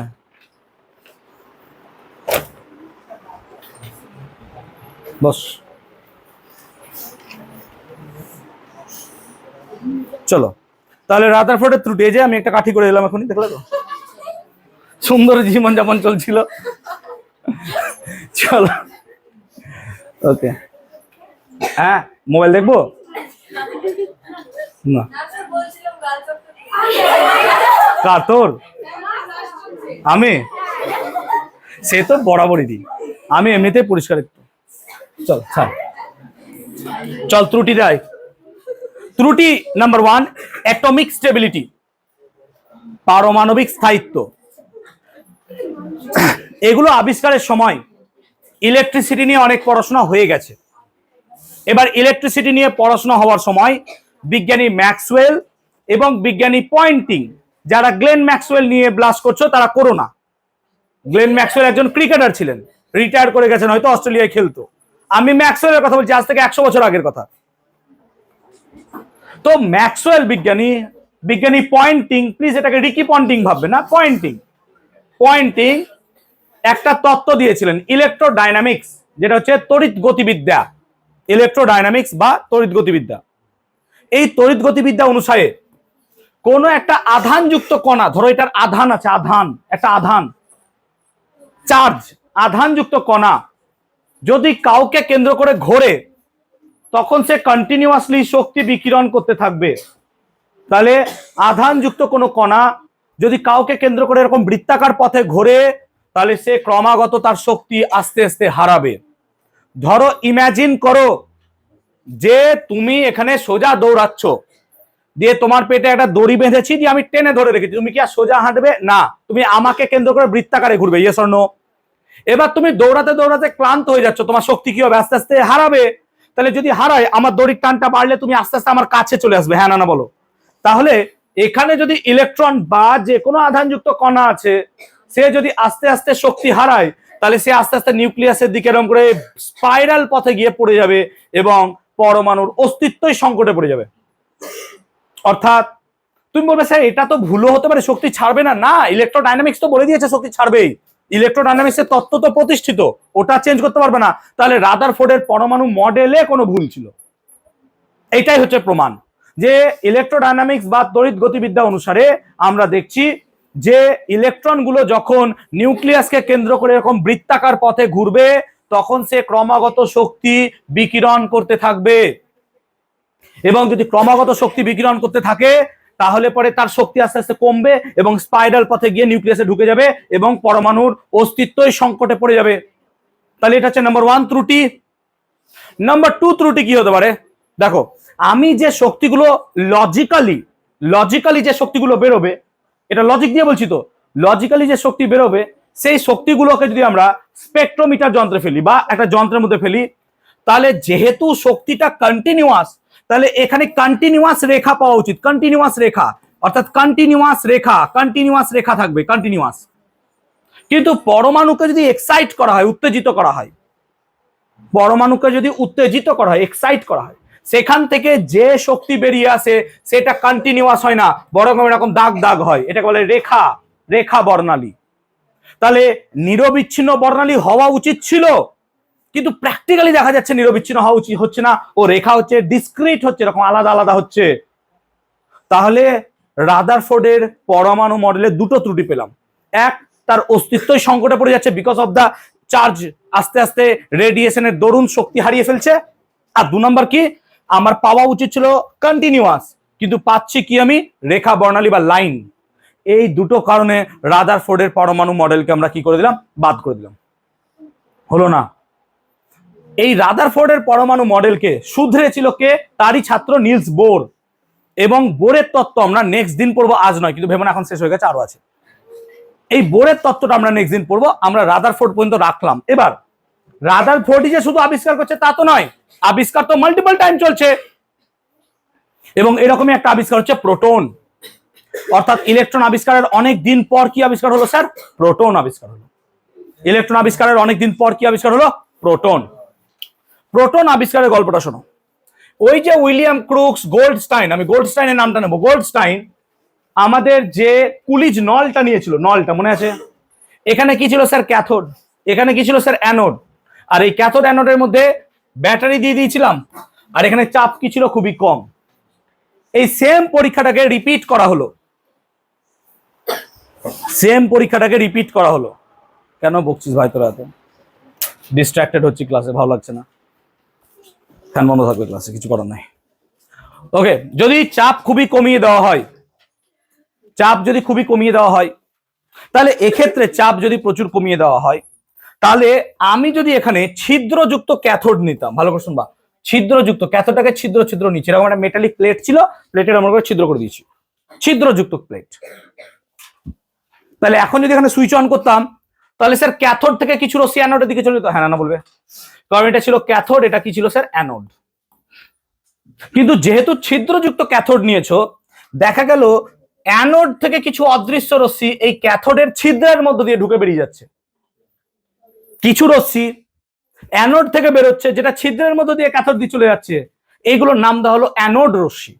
অ্যানোড রশ্মি কেন? অ্যানোড থেকে বেরোচ্ছে বলে। যেহেতু সে অ্যানোড থেকে বেরোচ্ছে বলে এর নাম কি দেওয়া হলো? অ্যানোড রশ্মি। এই অ্যানোড রশ্মিগুলো যেহেতু ক্যানাল, ছিদ্র, ছিদ্রকে বলা হয় ক্যানাল, ক্যানালের মধ্য দিয়ে যাচ্ছে বলে এটাকে বলা হলো ক্যানাল রশ্মি। তাহলে এটার নাম দেওয়া হলো ক্যানাল রশ্মি। যেহেতু ছিদ্রের মধ্য দিয়ে যাচ্ছে, এটারই নাম ছিল আমাদের অ্যানোড রশ্মি। তাহলে ক্যানাল রশ্মি আর অ্যানোড রশ্মি, এই ক্যানাল রশ্মি বা অ্যানোড রশ্মির ধর্মগুলোকে দেখা গেল, এবং দেখা গেল প্রত্যেকটা পরমাণুতে এই ক্যানাল রশ্মি বা অ্যানোড রশ্মি পাওয়া যাচ্ছে। এবং এটার ধর্ম পর্যায়ক্রমে আলোচনা করে দেখা গেল এর আধানের পরিমাণ ইলেকট্রনের আধানের পরিমাণের সাথে সমান, কিন্তু অপোজিট। মানে ইলেকট্রনের আধান যা হচ্ছে, এর আধানটা তার অপোজিট, মানে পজিটিভ, কিন্তু অ্যামাউন্টটা সেম। এর নাম দেওয়া হলো কি? প্রোটন। এর নাম দেওয়া হলো প্রোটন। তাহলে অ্যানোড রশ্মিটায় পরবর্তী ক্ষেত্রে প্রোটন, এবং এটা আবিষ্কারের শ্রেয় রাখে আমাদের বিজ্ঞানী রাদারফোর্ড। কিন্তু এই পরীক্ষাটা হয়েছিল গোল্ডস্টাইনের তত্ত্বাবধানে, সেজন্য অনেক বইয়ে তুমি পাবে প্রোটনকে আবিষ্কার করেছিল দ্যাট ইজ গোল্ডস্টাইন। সেই জন্য আমি বারবার বলি, এইটাও বলেছিলাম যারা পড়ো, যে স্যার বা ম্যাডামকে জিজ্ঞেস করে নেবে যে প্রোটন আবিষ্কার করেছিল কে, কি লিখবো। যদি বলে রাদারফোর্ড লিখতে রাদারফোর্ড লিখবা, যদি বলে গোল্ডস্টাইন তাহলে গোল্ডস্টাইন লিখবা। তাহলে যদি বলে রাদারফোর্ড লিখতে রাদারফোর্ড লিখবো, গোল্ডস্টাইন বলে গোল্ডস্টাইন লিখবো। ওকে, নেক্সট আমরা যদি দেখি নিউট্রনের আবিষ্কার। নিউট্রন তখনও আবিষ্কার হয়নি, নিউট্রন সব থেকে শেষে আবিষ্কার হলো। এবং এই নিউট্রন আবিষ্কারের পেছনেও কিন্তু সব থেকে বড় অবদান ছিল সেই কুরি দম্পতির ছেলে মেয়ে বা জামাই আর মেয়ে, আইরিন কুরি আর তার হাজবেন্ডের নামটা আমার মনে নাই। তো আইরিন কুরিরা এক্ষেত্রে প্রচুর গুরুত্বপূর্ণ ভূমিকা পালন করেছিলেন, কিন্তু অবশেষে এর কৃতিত্ব নিয়ে যান আমাদের বিজ্ঞানী স্যাডউইক। সেই জন্য নিউট্রনের আবিষ্কারের গল্পে আমরা স্যাডউইকের নামই পাবো, আইরিন কিউরির নাম পাবো না। এখানে কি করা হয়েছিল? বেরিলিয়ামের সাথে আলফা কণাকে মানে রিয়াক্ট করানো হয়েছিল। বেরিলিয়াম একটা এলিমেন্ট, তার সাথে আলফা কণাকে বিক্রিয়া করে দেখা গেল একটা নিস্তড়িত কণা বেরোচ্ছে, এবং সেই নিস্তড়িত কণাটার ভর প্রায় প্রোটনের ভরের সাথে সমান, কিন্তু এর কোনো আধান নাই। তখন তারা বললেন যে নিউক্লিয়াসের ভেতরে শুধু প্রোটন নাই, প্রোটনের ভরের সমান ভরের কাছাকাছি আর একটা কণা আছে যেটা নিস্তড়িত, এবং তার নাম দেওয়া হলো নিউট্রন। নিউট্রনটা এসছে নিউট্রাল থেকে। নিউট্রাল মানে কি? নিস্তড়িত। সেই জন্য আমরা বলবো নিউট্রন হচ্ছে নিস্তড়িত, নিউট্রনটা হচ্ছে নিস্তড়িত। তোমাদের এই যারা ফার্স্টে বসো চেয়ারে, তোমাদের এই 3-4 জন সামনে দিন চেয়ারে বসবে বা ফার্স্ট বেঞ্চে বসবে। তাহলে নিউট্রাল থেকে এসছে নিউট্রন, নিউট্রনের আবিষ্কার আমরা এখান থেকেই পেলাম। এখন এই প্রোটন, ইলেকট্রন, নিউট্রনের যদি আমরা তুলনাটা দেখতে চাই, তাদের ভর আধান, তাহলে দেখো ইলেকট্রনের ভর যদি দেখো 9.11 ইন্টু 10⁻⁻28 গ্রাম, এটা কিন্তু গ্রাম এককে আছে। যদি কেজি হতো তাহলে 10⁻31 কেজি হতো, তাহলে কেজি হলে 10⁻31 হতো। প্লিজ শুনবে, প্রোটনের ভর 1.6725 ইন্টু 10⁻24 গ্রাম, কেজি হলে 10⁻27 কেজি হতো, ঠিক আছে। আর নিউট্রন কত হবে 1.675 ইন্টু 10⁻24 গ্রাম বা -7 কেজি, -27 কেজি। এখন দেখো এদিকে দেখো প্রোটন আর নিউট্রনের ভর প্রায় সমান, দেখো 1.6725 আর একটা হচ্ছে 1.675, প্রায় কাছাকাছি। ইলেকট্রনের আধান ঋণাত্মক, প্রোটনের আধান ধনাত্মক, আর নিউট্রনের তো কোনো আধান নাই। ইলেকট্রনের আধানের পরিমাণ -1.602 ইন্টু 10⁻⁻19 কুলম্ব, আর প্রোটনের হবে +1.602 ইন্টু 10⁻⁻19 কুলম্ব। ক্লাস 8-এ পড়েছো তোমরা। আর নিস্তড়িতের তো কোনো আধান নাই, সেটা শূন্য। ব্যাসার্ধটা মনে রাখবে, সবার ব্যাসার্ধ 10⁻13 মিটারের কাছাকাছি প্রায় মনে রাখবে। এইটা না মনে রাখলে হবে, 10⁻13 মনে রাখলে হবে। অবস্থান কোথায়? ইলেকট্রন গুলো বিভিন্ন কক্ষপথে ঘুরে বেড়ায়, আর প্রোটন আর নিউট্রন কোথায় থাকে? নিউক্লিয়াসের ভেতরে থাকে। প্রোটন আর নিউট্রন থাকে নিউক্লিয়াসের ভেতরে। তাহলে এই গল্পগুলো আমাদেরকে মাথায় রাখতে হবে, এটা মনে রাখতে হবে পরীক্ষার জন্য। এখন আমাদেরকে একটা কোশ্চেন দেয় যে একটা প্রোটন একটা ইলেকট্রনের তুলনায় কত গুণ ভারী, আর একটা নিউট্রন একটা ইলেকট্রনের তুলনায় কত গুণ ভারী। তাহলে মাথায় রাখবে একটা প্রোটন একটা ইলেকট্রনের তুলনায় 1836 গুণ ভারী হয়। একটা প্রোটন একটা ইলেকট্রনের তুলনায় 1836 গুণ ভারী, আর একটা নিউট্রন একটা ইলেকট্রনের তুলনায় প্রায় 1839 গুণ ভারী হয়। তাহলে একটা প্রোটন একটা ইলেকট্রনের তুলনায় 1836 গুণ ভারী হয়, একটা নিউট্রন একটা ইলেকট্রনের তুলনায় 1839 গুণ ভারী হয়। তাহলে proton by electron 1836, neutron by electron 1839, মাথায় রাখবে। এটা ক্লিয়ার হয়েছে? বুঝতে পারলাম ব্যাপারটা? তাহলে প্রোটন নিউট্রন ইলেকট্রন নিয়ে সমস্ত ডাউট ক্লিয়ার হলো, গল্প বুঝতে পারলাম, ক্লিয়ার সবার? ওকে, কি কি পড়লাম যদি এতক্ষণ পর্যন্ত দেখি। সব থেকে প্রথমে আমরা ডাল্টনের পরমাণুবাদ পড়লাম। ডাল্টনের পরমাণুবাদের পর আমরা কি পড়লাম না তো বলো? ইলেকট্রনের আবিষ্কার। ইলেকট্রন আবিষ্কারের সময় আমরা ক্যাথোড রশ্মি, থমসনের মডেল পড়লাম, এবং থমসনের মডেলটা ভুল হওয়ার পরে কার এলো? রাদারফোর্ডের পরমাণু মডেল, এবং তেজস্ক্রিয়তা এলো। রাদারফোর্ডের পরমাণু মডেলটাও ভুল হলো। পরবর্তী নেক্সট ক্লাসে আমরা বোরের তত্ত্ব পড়বো, এবং সেখান থেকে আমরা কি চলে গেলাম? প্রোটন নিউট্রনের আবিষ্কার, এবং আমরা ঢুকে গেলাম কোথায় না তো? নিউক্লিয় বল। তাহলে এতক্ষণ পর্যন্ত আমরা যদি একটা পরমাণুর বিস্তৃত চিত্র চেষ্টা করি রাদারফোর্ডের পরমাণু মডেল অনুযায়ী, তাহলে রাদারফোর্ডের পরমাণু মডেল অনুযায়ী স্যার ভেতরে থাকে প্রোটন আর নিউট্রন, আর বাইরে কে ঘুরে বেড়াচ্ছে? ইলেকট্রন। মোটামুটি এতটুকু ধারণা আমাদের এসছে। এখন এই প্রোটন নিউট্রন নিউক্লিয়াসের ভেতরে একত্রে থাকে কি করে, এটা নিয়ে আবার সমস্যা দাঁড়িয়ে গেল। কেন? কারণ যদি এটা নিউক্লিয়াস হয়, জীবনে এত বড় নিউক্লিয়াস হবে না, তো ধরে চলো এটা নিউক্লিয়াস, তাহলে এখানে নিউক্লিয়াসের যে পজিটিভ গুলো আছে তারা তো পরস্পরকে ঠেলবে, বিকর্ষণ করবে। আর এখানে নিউট্রন যে বসে আছে চুপচাপ, সে দাঁত কালার মতো দেখবে যে প্রোটন গুলো কি করছে, ঝগড়া করছে, আমি এখানে দাঁড়িয়ে দাঁড়িয়ে দেখছি, তাই না? তাহলে প্রোটন যদি পরস্পরকে বিকর্ষণ করে, তাহলে দুটো বিকর্ষণ বল এক জায়গায় কি করে থাকতে পারে? ইমাজিন করতে পারো যে তোমাদের বাড়িতে তুমি আর তোমার দিদি বা ভাই বোন কেউ একজন আছো, জাস্ট ভাবো এরকম কেউ একজন আছো, আর তোমরা তোমাদের মাকে, মা বলে তো মানোই না, ছেড়ে দাও, যে মা কি একটা আছে বস্তু ঘরে পড়ে, এরকম কাইন্ড অফ, তাই না? এরকম ভাবো না তো? এখন যদি হ্যাঁ বলতে না, কি মার খেতে, মাকে ওরকম ভাববে না। মা ইজ গুড, মা খুব ভালো, মা বাবা অ্যাকচুয়ালি খুব ভালো, যায় না কারোর। আমার বাবা ছোটবেলায় মারা যায় 2.5 বছর, সো আই নো যে বাবা না থাকার ভ্যাকুয়াম বা ফাঁকা জায়গাটা কি। বাবার জায়গা যেমন কেউ নিতে পারবে না, মায়ের জায়গা তো কেউ নিতেই পারবে না, ঠিক আছে? তো যাই হোক, সেসব গল্প পড়ে যাবো, যাই হোক, হোয়াট এভার। এদিকে তাকাও, যে যদি তুমি ভাবো পজিটিভ এই দুটো বিকর্ষণ করছে, তাহলে এরকম ভাবো যে ঘরে মা আছে, তোমাদের ঝগড়া থামাতে পারে না অবভিয়াসলি, যে মা ওইদিকে ফেলে দিয়েছে, যা মন যায় কর, মরে গেলে পরে দেখে দেবো, কোনো ভাই এরকম ব্যাপার। যে ভাই বোন বিশাল ঝগড়া করছে, এই ভাই বোন গুলো কি হচ্ছে? প্রোটনস, তারা ঝগড়া করছে, আর মা হচ্ছে নিউট্রাল, দাঁড়িয়ে দাঁড়িয়ে দেখছে, ঠিক আছে কি করব আমি, এ তো কিছুই মনে করছে না আমাকে। এরকম টাইপের একটা সিনারিও ঘরের মধ্যে ভাবতে পারো। এরা প্রত্যেকের ঘরেই হয় প্রায় কম বেশি, ঠিক আছে? কারো কারো ঘরে বেশি রিলেট হবে, কারো কারো ঘরে কম রিলেট হবে। এবার ভাবো যদি মা শুধু ঘরে থাকতো তাহলে এই নিউক্লিয়াসটার অস্তিত্বই থাকতো না, ভেঙে যেত। ভেঙে গিয়ে কি একটা এদিকে পালিয়ে যেত আর একটা অন্যদিকে পালিয়ে যেত, কি ঝগড়া চলছে তো, আমি থাকবো না এই ঘরে, থাক তুই, দিয়ে একজন বেরিয়ে গেল, এরকম হতো। কিন্তু সেই টাইমে ধরো ঢুকছে একজন, যার পা ঘরে প্রবেশ করা মাত্রই হঠাৎ ঘরটা শান্ত হয়ে গেল। সে প্রাণীর নাম হচ্ছে বাবা। বাবা বাবা ঢুকছে ঘরে, বাস ঝগড়া, ওয়ার ইজ দ্য ঝগড়া, দেখবো তখন দুই বোন পাশাপাশি বসে, ভালো আছিস কাইন্ড অফ। বাবা হচ্ছে নিউক্লিয় বল, বাবা হচ্ছে নিউক্লিয় বল। বাবা কি করছে, এক ছাদের ভেতরে সবকে ধরে রাখছে, প্রোটন গুলোকে, আর মাকেও বলছে ঠিক আছে ঝগড়া করছে ছাড়ো তুমি যাও দিকে, আমি দেখছি ব্যাপারটাকে, বাস এরকম কাইন্ড অফ বাবা। তাহলে নিউক্লিয়াসের ভেতরে যে প্রোটন গুলো থাকে সেই প্রোটনের মধ্যে তীব্র বিকর্ষণ বল কাজ করে। এই তীব্র বিকর্ষণ বলের বিরুদ্ধে সেখানে একটা আকর্ষণজনিত বল আছে, হ্যাঁ না বলো। এই আকর্ষণজনিত বলটা কি করছে, ওই বিকর্ষণ বলের বিরুদ্ধে ওই প্রোটন গুলোকে এক জায়গায় বেঁধে রাখছে। এই বলটাকেই বলছি নিউক্লিয় বল। তাহলে নিউক্লিয় বল কোথায় কাজ করে, নিউক্লিয়াসের ভেতরে।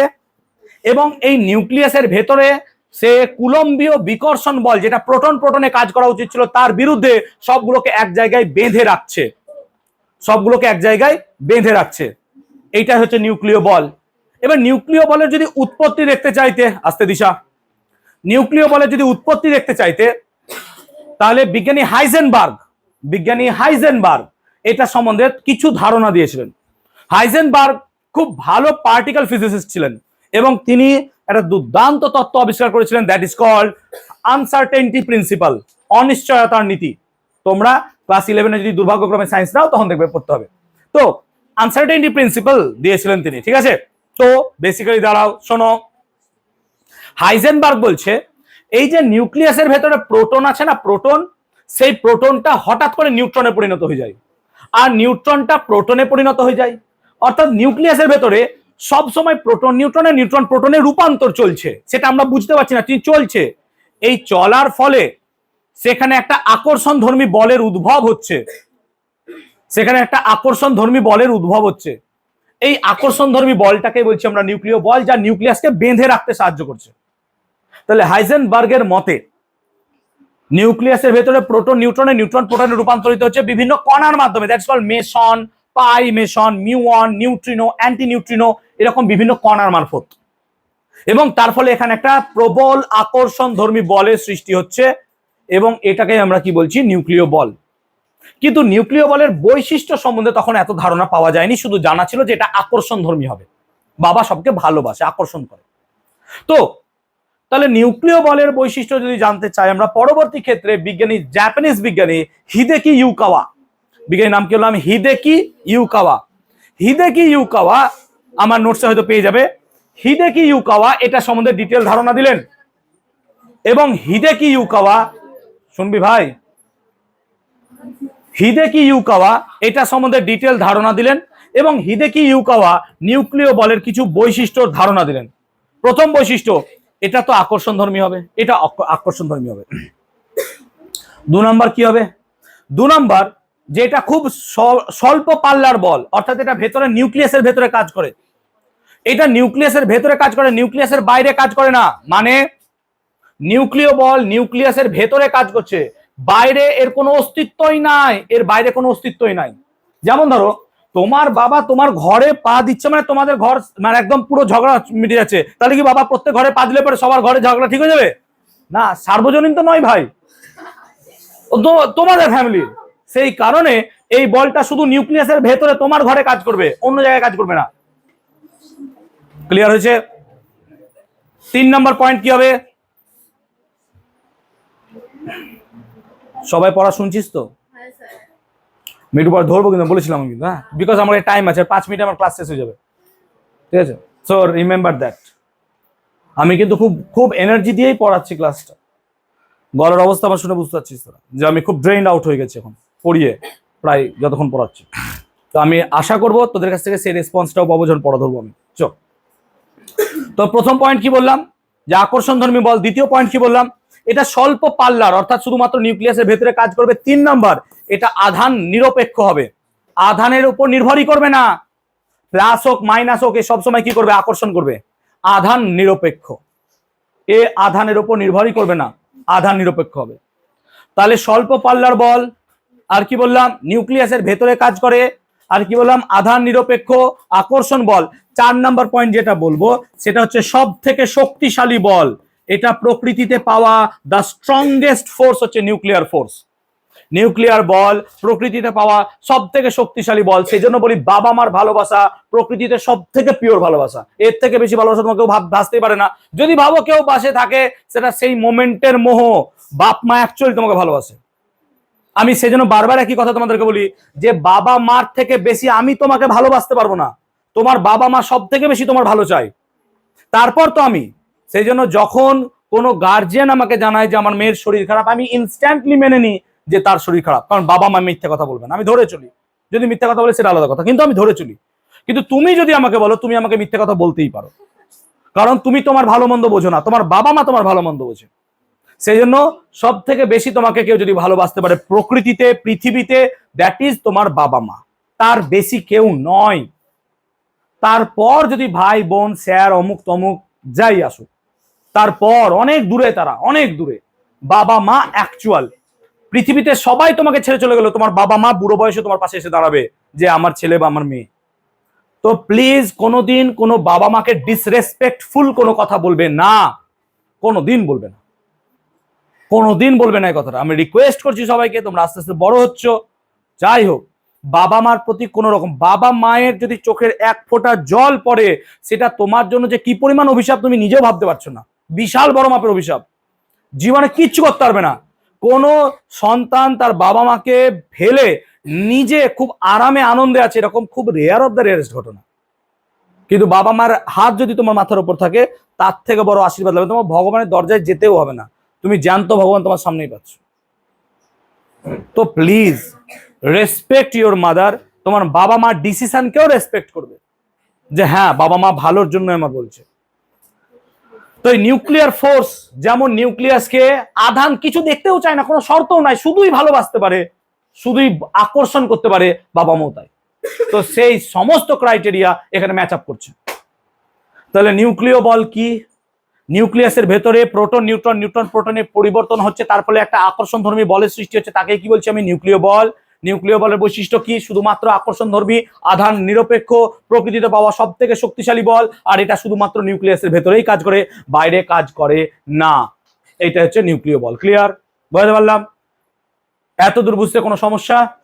আজকে পার্ট 1 শেষ হবে ক্লাসের।